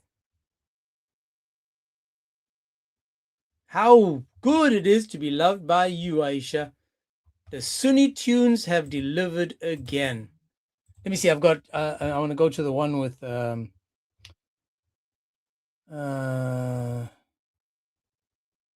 Let's actually look at how Sunni scholars look at, for example, the hadiths. Right. This is again a Sunni scholar. He exposes the fundamental flaw of hadith reliance. Right. Listen to this dude. This is the craziness again of Islam, where a Sunni scholar is going to explain perfectly about these hadiths. Guys, I appreciate all the follows, all the likes, all the shares, all the everythings. Thank you so much, Postman. I don't normally give you guys a shout out. Thank you for all those that have bought me a coffee. It's just a contribution to just a contribution to all the things that we're doing. I am going away, so this weekend I'm trying to work out that I can get me internet, so I can have internet for the first week, and then for the next 2 weeks I won't have internet. So I'm probably leaving now on Sunday for local, not local, but in the same country, and then I'm going away after that. So this is just me paying for internet and stuff. If you see me in the Lamborghini, or in the Porsche, or in any fancy car, yes, that was bought to me by your TikTok gifts and by your donations on the YouTube. So don't be jealous if I drive a better car than you just because you gave me some cash. I'll wave to you though. I'll just like, hello, Now I'm kidding. For those that think I'm actually not kidding, I'm joking. Funny. I'm not going to be able to buy a car with the, whatever pennies whatever you guys gave me, But but if you do see me in the car, don't be jealous. If I were to go to the store right now and buy ice cream with all of the donations that I've ever gotten on here in 8 months, I would probably be able to buy like maybe 3 gallons. Yeah. So and if you guys know, whatever I get, I say it so you know it, but it just goes back in. I'm not really gonna be, That's right. Heavy saying 6 figures. Yeah. Fat, very fat, thin, medium, very thin, and obese. Those are the 6 figures I have. All depending on how much I eat. Because round is a figure. Round is a shape. So don't blame me if I get chubby. Just because you've been giving me 6 figures. I have a winter figure and a summer figure, and then sometimes I get,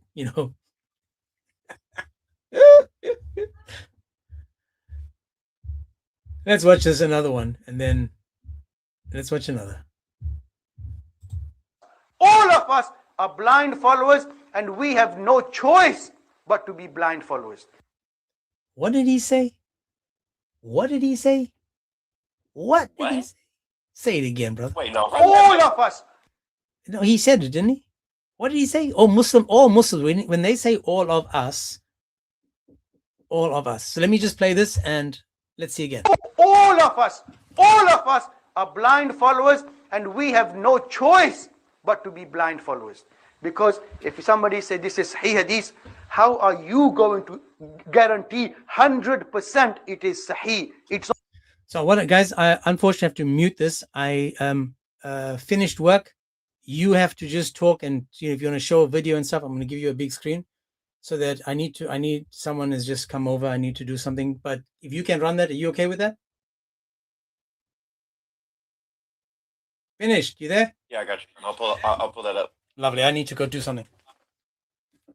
Got you, man. Give me 1 second while I pull it up, guys.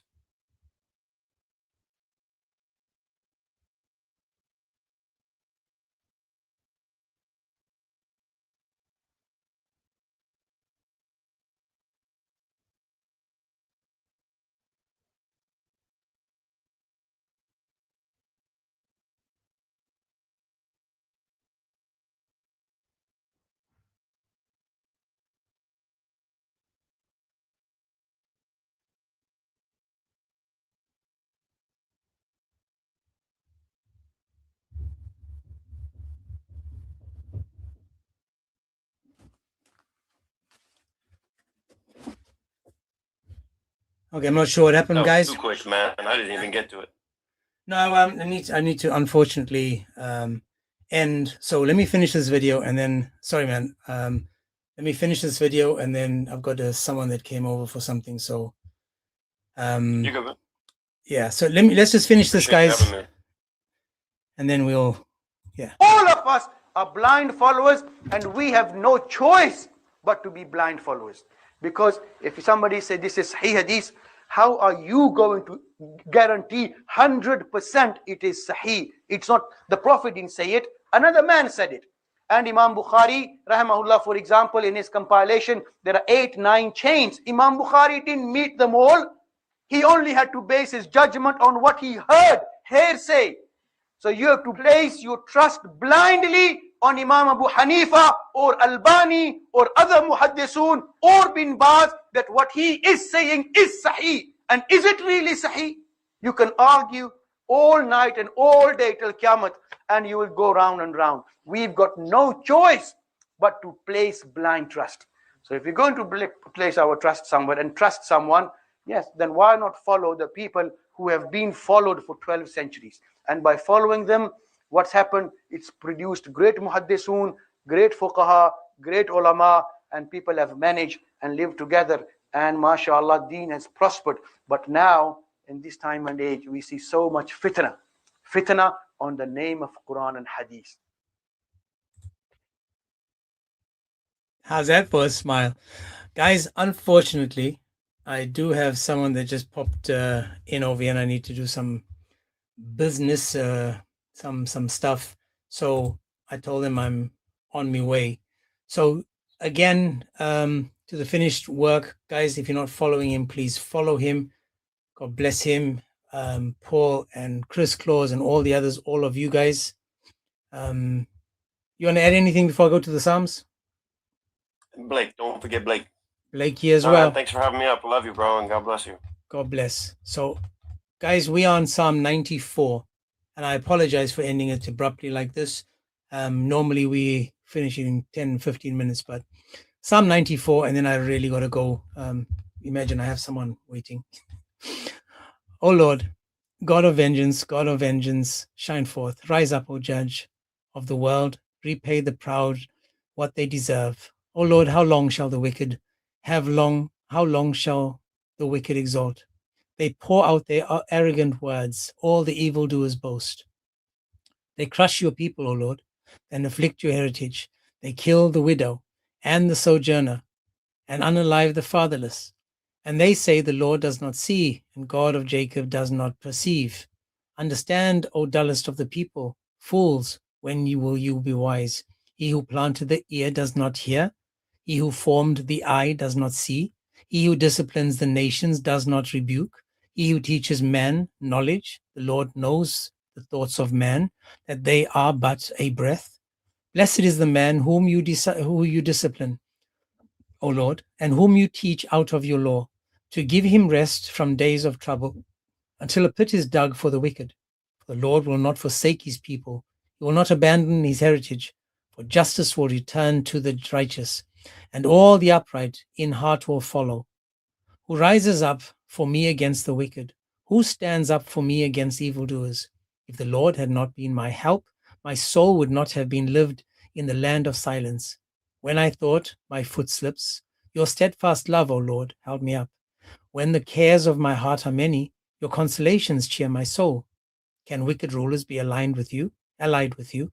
Those who frame injustice by statute? They band together against the life of the righteous and condemn the innocent to death. But the Lord has become my stronghold, and my God the rock of my refuge.